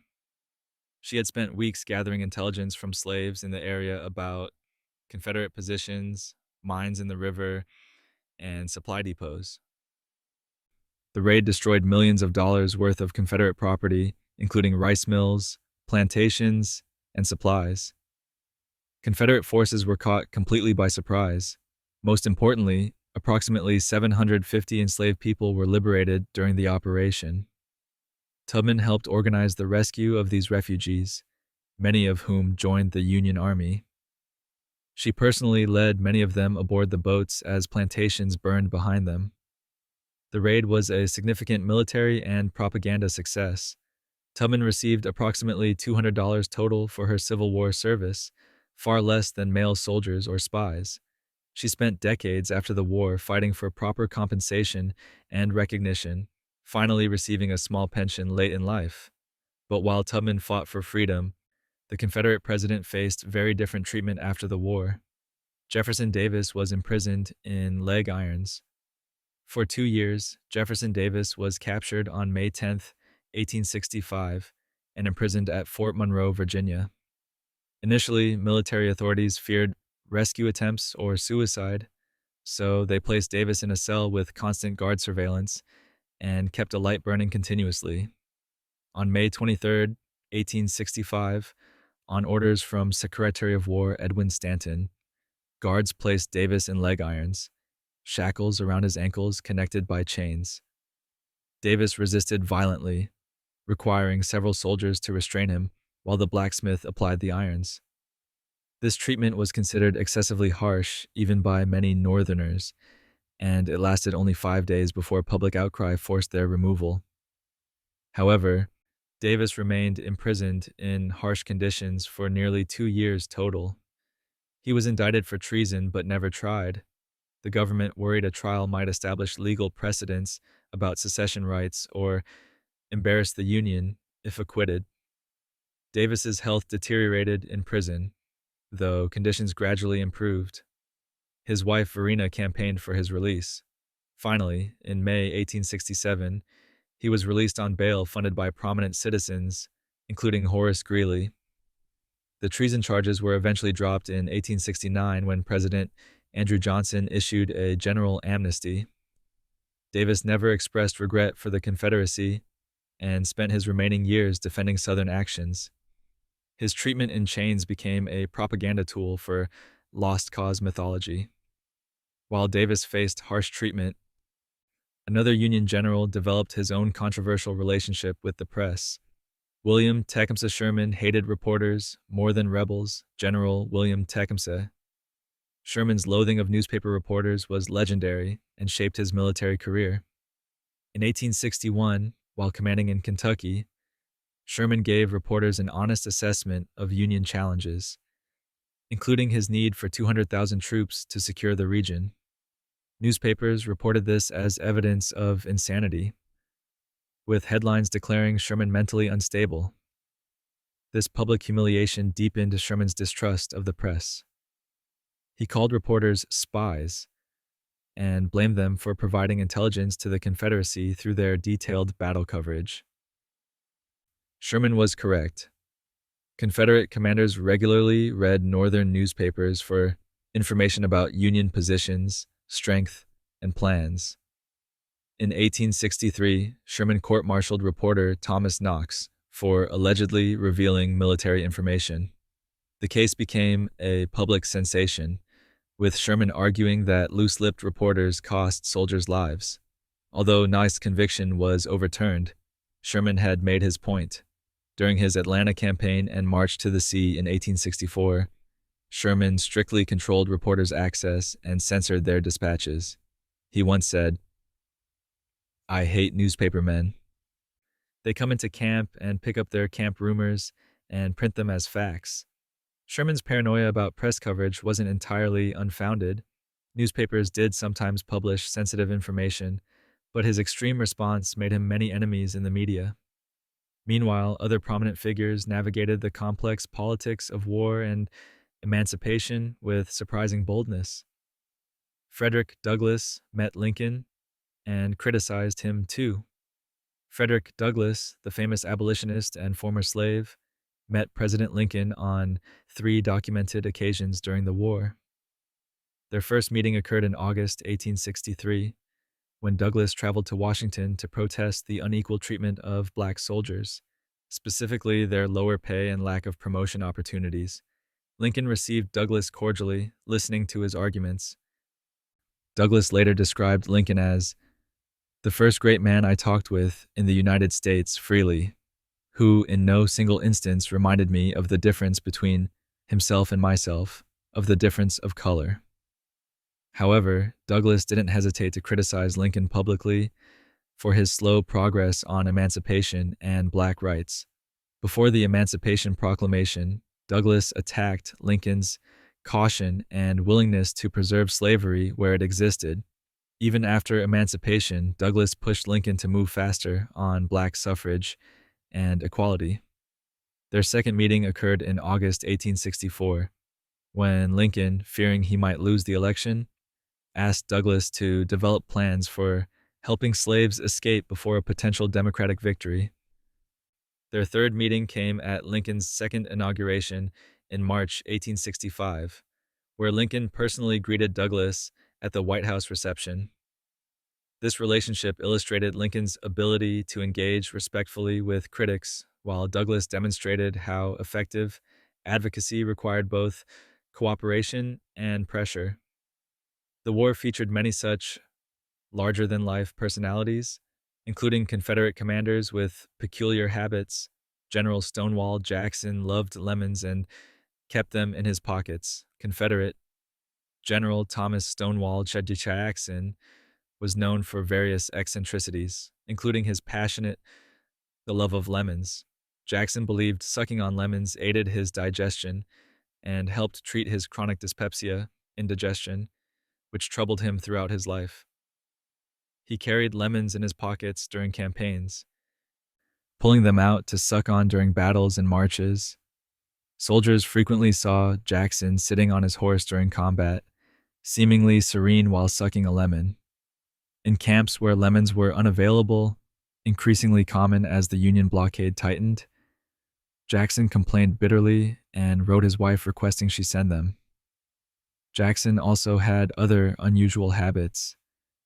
He frequently held one arm in the air, claiming it improved circulation and balanced blood flow throughout his body. He stood and sat bolt upright, believing proper posture aided health. He avoided pepper and rarely ate meat, following a strict, bland diet. Jackson was deeply religious, refusing to mail letters on Sundays or fight battles on the Sabbath if avoidable. He prayed constantly and credited all victories to divine providence. These quirks made Jackson legendary among his men, who both revered and found him mystifying. His eccentric behavior didn't prevent him from being one of the Confederacy's most brilliant and aggressive commanders, until his death from friendly fire after the Battle of Chancellorsville in May 1863. After the war ended, some relationships proved impossible to restore, including between the conflict's two most prominent military leaders. Grant and Lee never spoke again after Appomattox. The surrender at Appomattox Courthouse on April 9, 1865, Ulysses S. Grant and Robert E. Lee never met or corresponded again.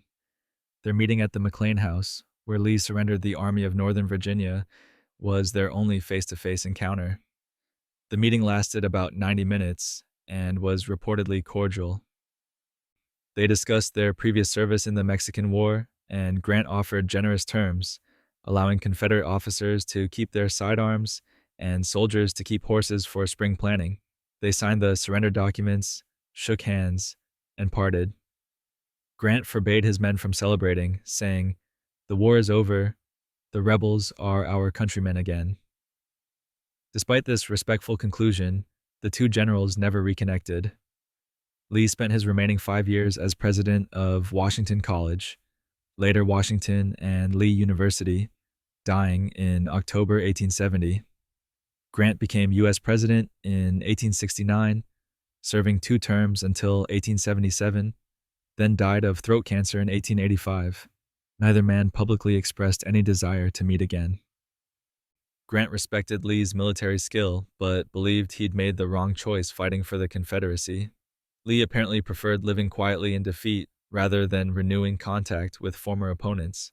Their single meeting at Appomattox remained the defining moment, an end to both the war and their relationship, symbolizing a nation that had reunited politically but remained emotionally and culturally divided. The Union Army had a camel corps, but it never saw action.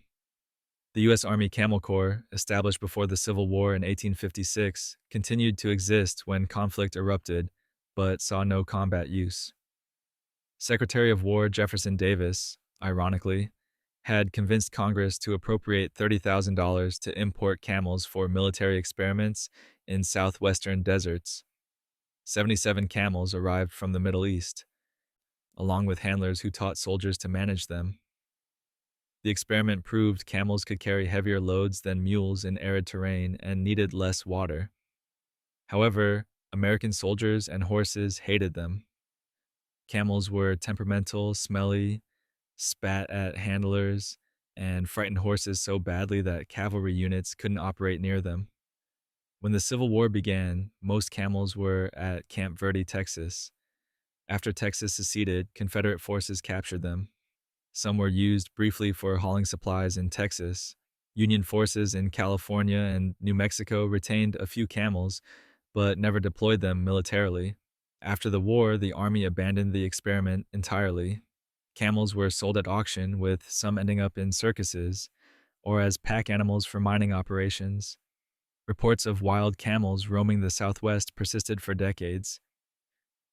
But while the camel experiment failed, other animals found their way into prominent households, including the Confederacy's executive mansion. A goat lived in the Confederate White House. The Confederate White House in Richmond, home to Jefferson and Verena Davis, housed various animals, including a goat that became a household fixture. The Davis children kept the goat as a pet, and it roamed relatively freely through the residence. Verena Davis, in her post-war memoir, mentioned the goat's presence and its habit of causing mischief. The animal apparently had access to both indoor and outdoor spaces, occasionally wandering into formal rooms. The goat reflected the Davis family's attempt to maintain some normalcy despite war pressures. The Confederate White House, formerly the Brockenbrough House, was smaller and less grand than its Washington counterpart, but the Davis family tried to create a comfortable home environment for their 4 children. Besides the goat, they kept other animals, including horses and dogs. Jefferson Davis, despite the enormous stress of leading a losing war effort, apparently tolerated his children's pets. The goat's presence became somewhat famous among Richmond society. Visitors occasionally encountered it during calls at the executive residence. After the war, when the Davis family fled Richmond in April 1865, the goat's fate went unrecorded, likely left behind in the chaos. But animals weren't the only mysterious presence soldiers encountered. Some believed supernatural forces intervened in their survival. Soldiers believed angel glow in wounds meant survival. It was bioluminescent bacteria. After the Battle of Shiloh in April 1862, wounded soldiers lying in the mud noticed something strange. Some wounds glowed with a faint blue-green light in the darkness. Soldiers whose wounds exhibited this angel's glow had noticeably higher survival rates and faster healing times, leading to beliefs that divine intervention was protecting them. The phenomenon remained unexplained for over a century.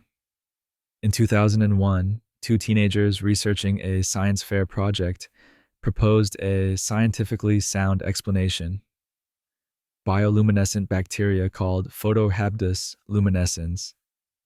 These bacteria live in nematodes in the soil. When wounded soldiers lay in the cold, muddy fields for days awaiting treatment, the bacteria entered their wounds. The cold April temperatures at Shiloh, unusual for Tennessee, lowered soldiers' body temperatures enough for these bacteria to thrive. Photohabdus luminescens produces chemicals that kill competing bacteria and pathogens, essentially serving as a natural antibiotic. This explained both the glow and the improved survival rates. The bacteria couldn't survive at normal body temperature, but flourished in hypothermic conditions. Union and Confederate wounded, lying exposed in near-freezing mud, were unwittingly receiving bacterial therapy that prevented deadly infections. This remarkable natural phenomenon saved lives through pure chance. While bioluminescent bacteria were accidental allies, soldiers deliberately brought other living creatures to war for practical and emotional support. Chickens were kept for eggs, and mascots, both Union and Confederate regiments, frequently kept chickens in camp for practical and morale purposes. Fresh eggs provided valuable protein and variety from monotonous rations of hardtack and salt pork. Soldiers foraged for chickens from farms along their march routes, sometimes purchasing them, often simply taking them. Established camps featured makeshift chicken coops where hens laid eggs for officers' breakfasts or sick soldiers needing nutrition. Beyond food production, some chickens became regimental mascots. Soldiers named them, allowed them to roam freely through camps, and grew attached to particular birds. Roosters served as living alarm clocks, waking troops before reveille. Their presence reminded soldiers of home farms and provided entertainment. Cockfighting, though cruel, was a popular gambling activity in both armies. Chickens also served as indicators of food safety. If a chicken could eat something without ill effects, soldiers assumed it was safe for human consumption. Transporting chickens during rapid marches proved challenging, so mascot birds often traveled in wagons alongside supplies. Some regimental histories mention specific chickens by name, recording their service and fate. When food became desperately scarce, particularly in the Confederate Army by 1864, even beloved mascot chickens ended up in cooking pots. But chickens weren't the only animals receiving special treatment. Even horses got medicinal provisions. Horses were given whiskey rations. Military horses and mules received whiskey for medicinal purposes, much like human soldiers. Veterinarians prescribed whiskey to treat colic, shock, exhaustion, and respiratory ailments in animals. The alcohol supposedly stimulated circulation and provided energy to weakened horses. During winter campaigns, whiskey mixed with water was given to horses exposed to extreme cold to prevent hypothermia. Cavalry units carried whiskey specifically for horse treatment, though soldiers often borrowed these supplies for personal consumption, creating ongoing disciplinary problems. Officers had to guard veterinary whiskey as carefully as weapons. The U.S. Army Veterinary Corps wasn't officially established until 1863, so before then, regular soldiers or farriers treated horses with folk remedies, including whiskey.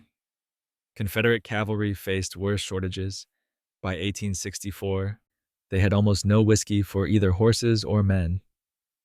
Horses were essential military assets. The Union Army used approximately 1.5 million horses and mules during the war. Proper care was critical, and whiskey was considered legitimate medicine. Modern veterinary science questions alcohol's effectiveness for most conditions, but Civil War veterinarians swore by it. Beyond medicinal uses, exhausted horses were sometimes given whiskey to keep them moving during forced marches. Some soldiers reported their horses preferred whiskey-laced water to plain water, but while horses received treatment to keep them working, one dog served from pure loyalty. A dog named Sally fought at Gettysburg. Sally, a brindle Staffordshire Bull Terrier, served as the mascot of the 11th Pennsylvania Volunteer Infantry and became one of the Civil War's most famous animal soldiers. The regiment acquired Sally as a puppy in 1861. and she grew up with the soldiers, marching with them and staying at the front during battles. At Gettysburg in July 1863, Sally took position with the regiment on the first day's fighting. When Union forces retreated through town, Sally became separated from her unit. For 3 days, she remained on the battlefield guarding wounded and dead soldiers from the 11th Pennsylvania, refusing to leave her post. When Union forces reclaimed the position, soldiers found Sally weak from hunger but still loyally standing watch. She continued serving with the regiment through subsequent campaigns.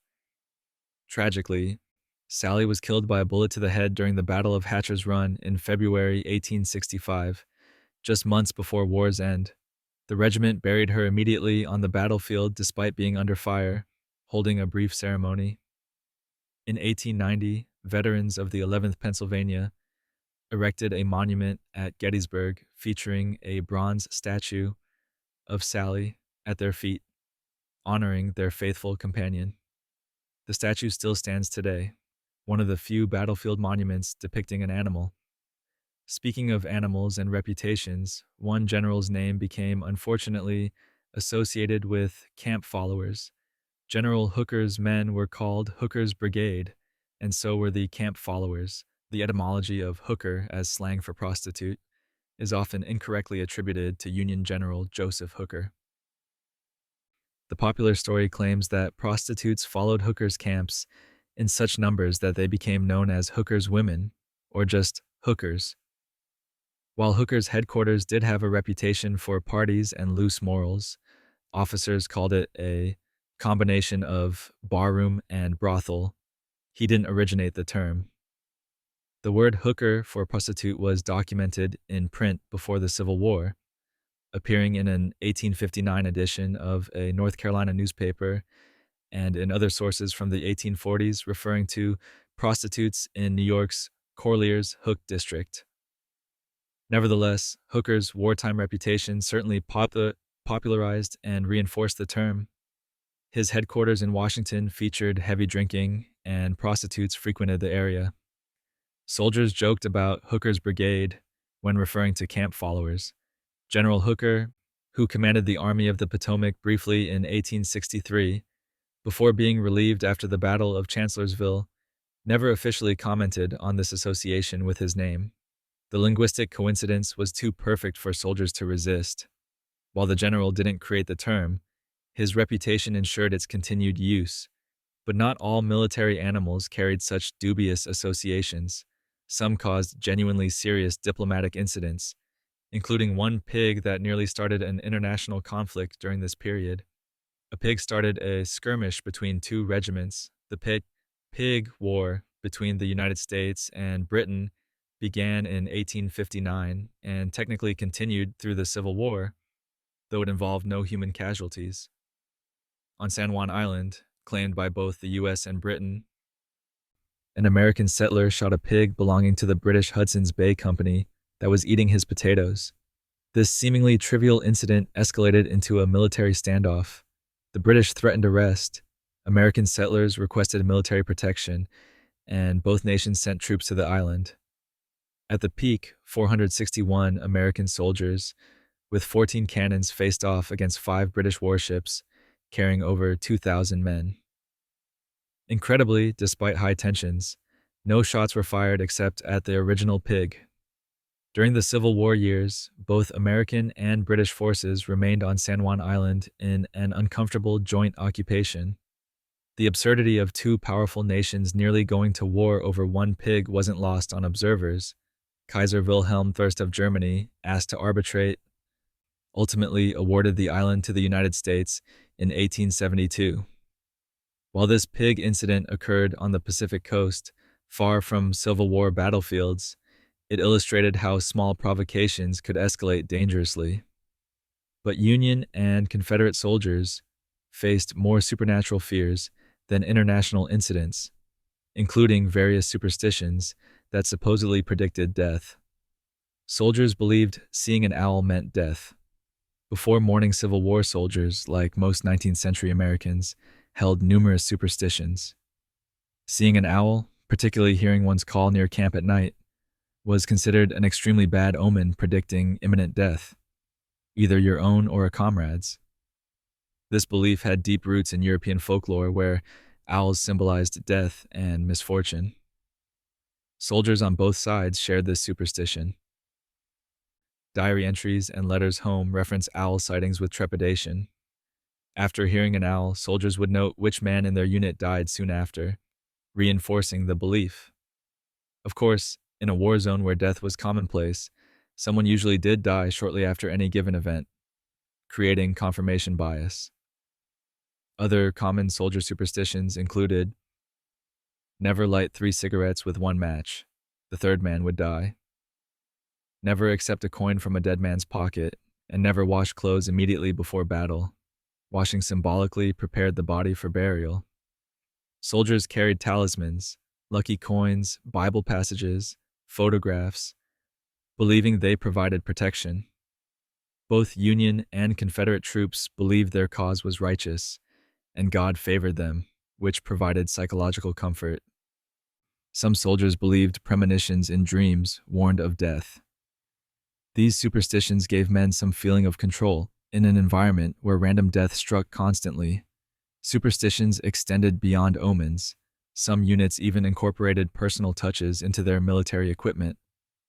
Some units had personalized battle flags, including cartoons and poetry, while most regimental flags followed standard military designs featuring state seals, eagles, or simple patriotic symbols. Some units created highly personalized flags with unusual imagery. The Irish Brigade carried green flags with Irish harps and Gaelic mottos. The 39th New York Infantry, Garibaldi Guard, flew flags representing various nationalities in their ranks: Italian, Hungarian, German, French, Spanish, and Polish flags alongside the American. Some Confederate units featured personalized state flags with unique designs. Louisiana's Washington Artillery had flags with distinctive cannons. Several Virginia regiments displayed Latin mottos and elaborate artwork. The most unusual flags featured poetry, religious verses, or even humorous images. Some companies had flags made by local women's groups that included embroidered scenes, pastoral imagery, or patriotic poetry. The Irish Brigade's flags included phrases like Riem nar druid o Spiran lan, who never retreated from the clash of spears. A few units allegedly had flags with cartoon-like imagery, though surviving examples are rare because battle flags were specifically targeted during combat. Capturing enemy flags was a major honor, and protecting your own flag was paramount. Bullet-riddled flags became sacred relics. Many regiments had multiple flags throughout the war as previous ones were destroyed or became too damaged. These personalized banners represented unit identity and pride, transforming standard military gear into emotional symbols worth dying for. Such deep symbolism and fate extended even to the war's aftermath, including the dramatic final moments of Lincoln's assassin. John Wilkes Booth broke his leg jumping off the stage. After shooting President Lincoln at Ford's Theater on April 14, 1865, John Wilkes Booth leaped from the presidential box onto the stage below, a drop of approximately 11 to 12 feet. His spur caught on a Treasury Guard's flag draped over the box, throwing him off balance. He landed awkwardly on his left leg, fracturing his fibula just above the ankle. Despite the injury, Booth rose, brandished his knife, and allegedly shouted "Sic semper tyrannis," thus always to tyrants, Virginia's state motto, before limping across the stage and escaping out the back door. The broken leg significantly hindered his escape. Booth had planned to flee quickly to Virginia and then further south, but the injury forced him to seek medical treatment from Dr. Samuel Mudd, which delayed his escape and left a traceable trail. Booth and accomplice David Harold hid in Maryland swamps for days, with Booth's leg causing severe pain and limited mobility. Union cavalry eventually cornered Booth at Garrett's farm in Virginia on April 26th. When he refused to surrender, soldiers set the barn on fire.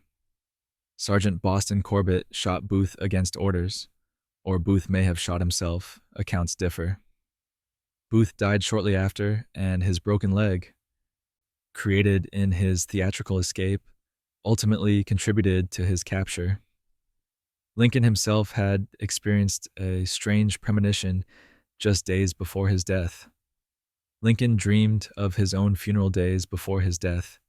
In early April 1865, just days before his assassination, Abraham Lincoln described a disturbing dream to his wife Mary and several close associates, including Ward Hill Layman, his friend and bodyguard. Layman recorded the account in his memoir.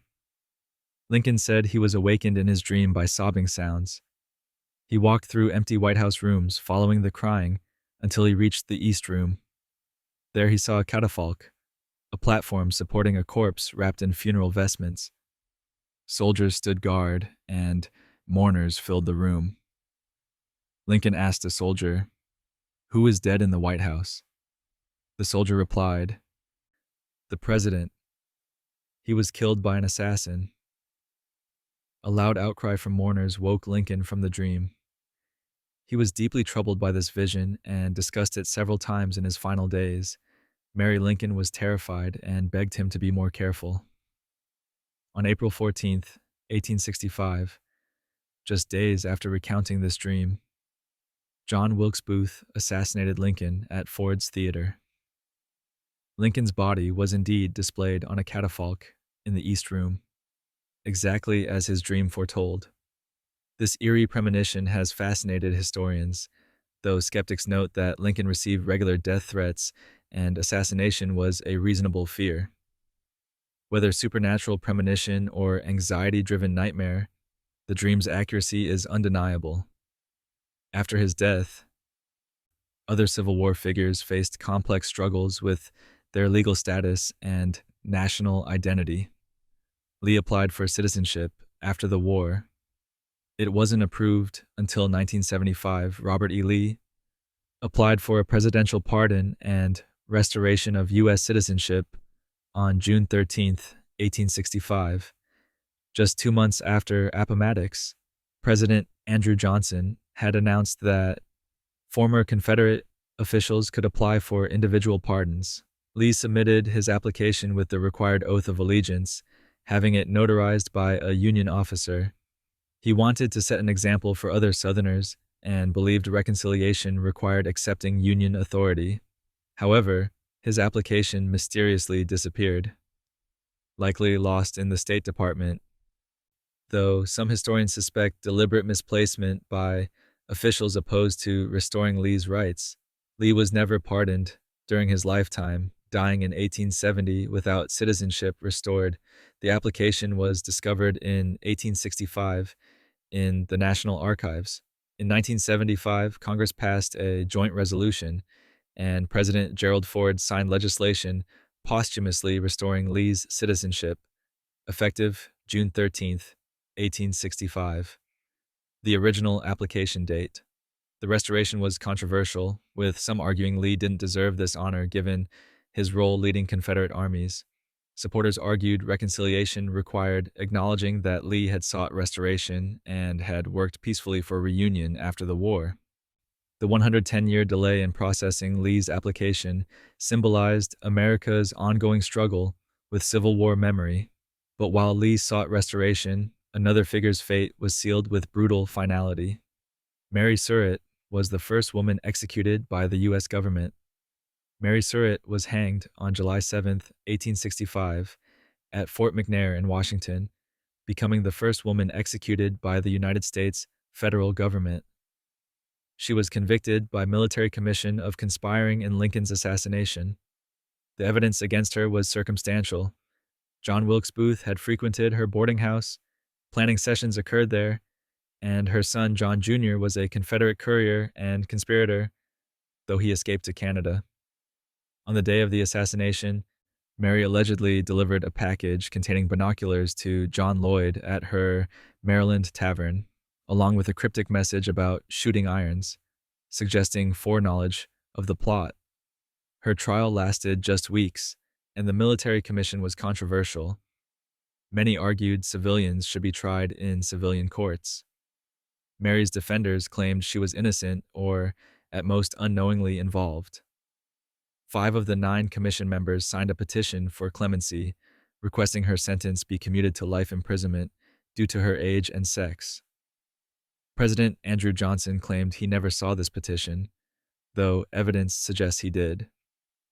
Mary maintained her innocence to the end. She was hanged alongside 3 male co-conspirators, Lewis Powell, David Harold, and George Atzerodt. Her execution shocked many Americans who felt executing a woman violated social norms. The controversy over her guilt continues today. While Mary Surratt's execution concluded swiftly, the Confederacy's impact persisted for generations in unexpected ways. Confederate widows received pensions. Until the 1990s, Confederate veterans' benefits were paid by individual Southern states, not the federal government, since the Confederacy lost and ceased to exist. These state-funded pensions continued remarkably late into the 20th century. The last known Confederate widow receiving benefits was Gertrude Janeway of Tennessee, who died in 2003 at age 93. She had married 81-year-old Confederate veteran John Janeway in 1927 when she was 18. Some states continued paying benefits to widows as long as they lived, regardless of when they married veterans. Young women occasionally married elderly Confederate veterans, partly for the pension benefits that would continue after the veteran's death. Maudie Hopkins, who married 86-year-old veteran William Cantrell in 1934 when she was 19, received Arkansas state benefits until 2004. Alberta Martin of Alabama, widow of veteran William Martin, received benefits until 2004 when she died at age 97.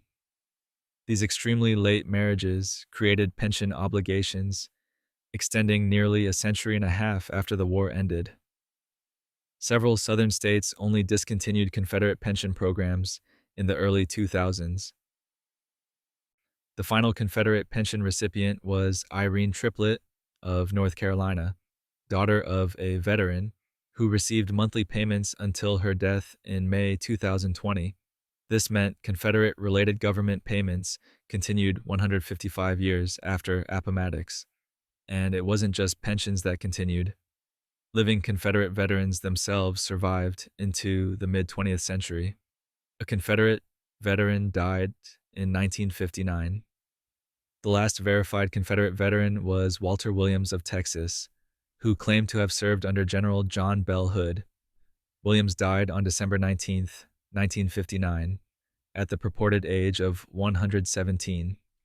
However, historical researchers later disputed his service record, finding no documentation proving he actually served. The last generally accepted verified Confederate veteran was Pleasant Crump of Alabama, who died on December 31, 1951, at 104 years old. The Union's last veteran, Albert Wilson, died on August 2, 1956, at age 109. Several men claimed to be the last Confederate veteran after Crump's death, but records proved inconsistent or non-existent for their service. John Sowling of Virginia claimed to be 112 when he died in 1958, but researchers found evidence he was actually born later than he claimed. These extremely late deaths meant living memory of the Civil War extended into the television age. Some Confederate veterans appeared on 1950s television programs, bridging impossible-seeming generations.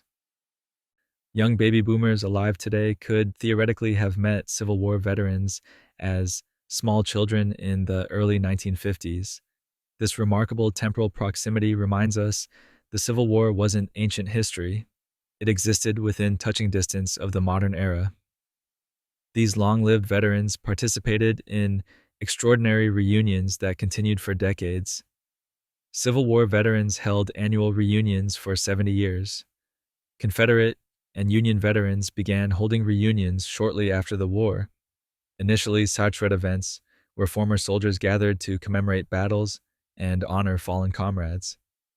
The Grand Army of the Republic, GAR, the Union Veterans Organization, held annual national encampments beginning in 1866. The United Confederate Veterans, UCV, formed in 1889 and held similar gatherings.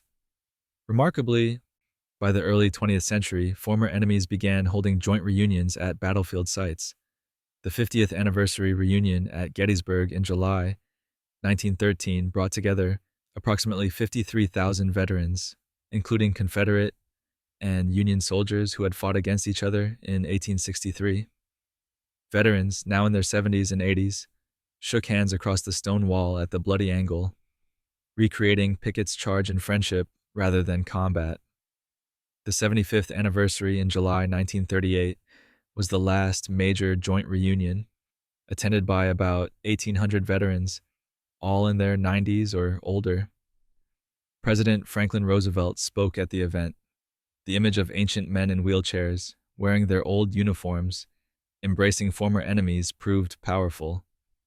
These reunions served multiple purposes: honoring the dead, preserving memory, promoting reconciliation, and demonstrating that former enemies could become friends.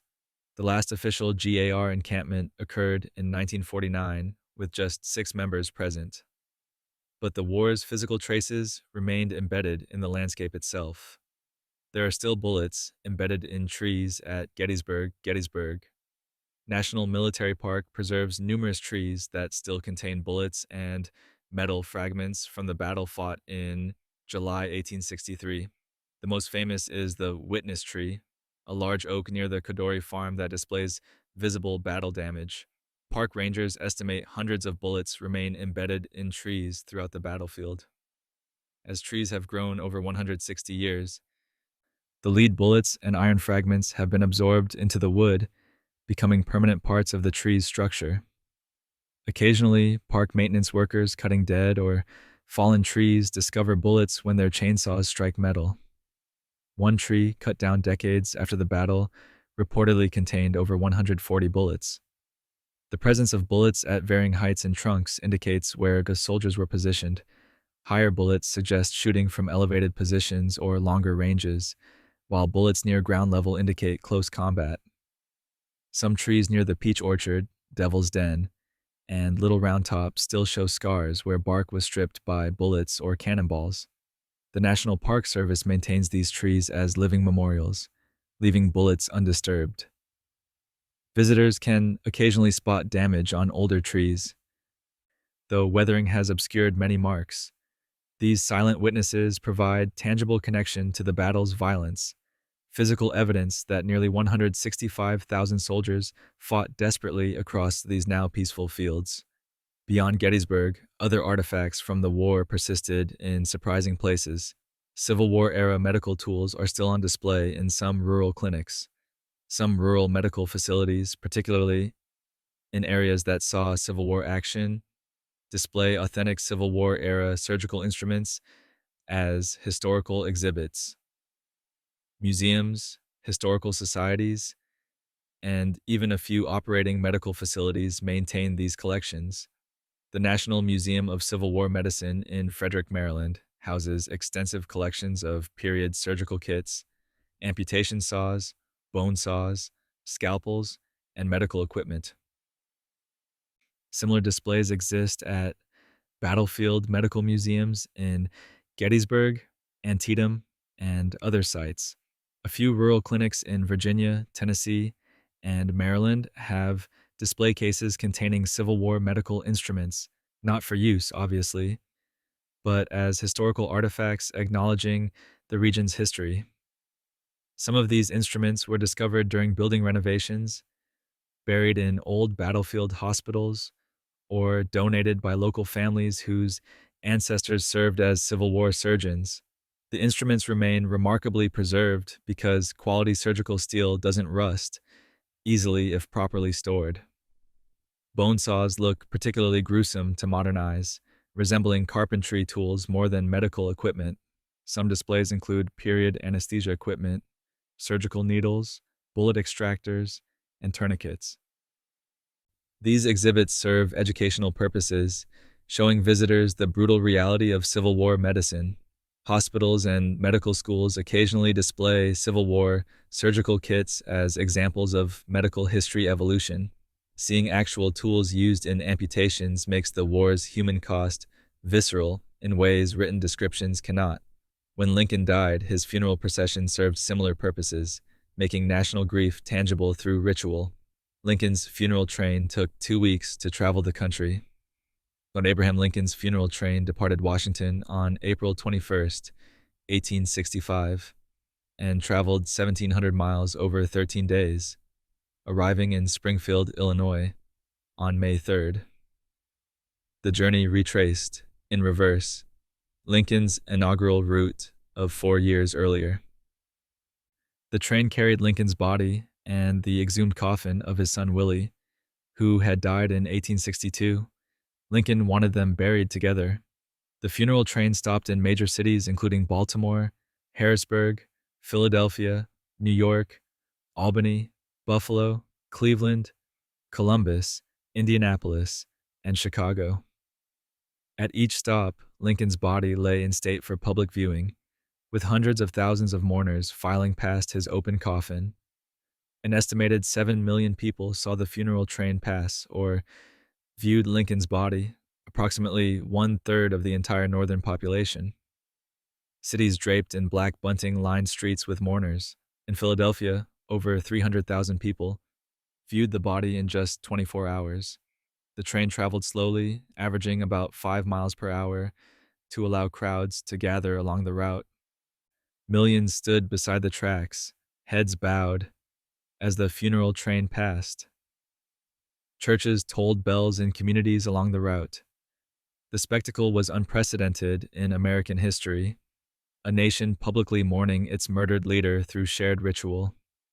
Lincoln was finally buried in Springfield's Oak Ridge Cemetery on May 4th, 1865, concluding the most remarkable funeral procession the nation had ever witnessed. And that brings us to the end of our journey through the Civil War's strangest corners. We've traveled from Richmond to Washington, from battlefield hospitals where surgeons sawed through limbs in under 10 minutes, to prison camps where tobacco became currency, to the funeral train that carried a murdered president home. We've met spies who flirted their way to military secrets, a dog named Sally who stood guard over fallen soldiers for 3 days, and Confederate widows who received pensions until the year 2003. 138 years after Appomattox. We've learned that war isn't just about grand strategies and famous generals. It's also about soldiers sucking on lemons during battle, hardtack so hard they called it sheet iron crackers, and bioluminescent bacteria accidentally saving lives in muddy fields. So the next time you think about the Civil War and wonder how the nation survived being literally torn in half, just remember, someone built an ironclad out of railroad rails and hope. Someone else tried to pay for supplies with money that became worthless before the ink dried. And a Union general once got fined $20 for speeding on a horse. History is weirder than we remember, and somehow we all made it through. Sleep tight, and be grateful you're not a Civil War surgeon explaining to your patient that the good news is you can amputate his leg in under 10 minutes. The bad news is you're all out of whiskey.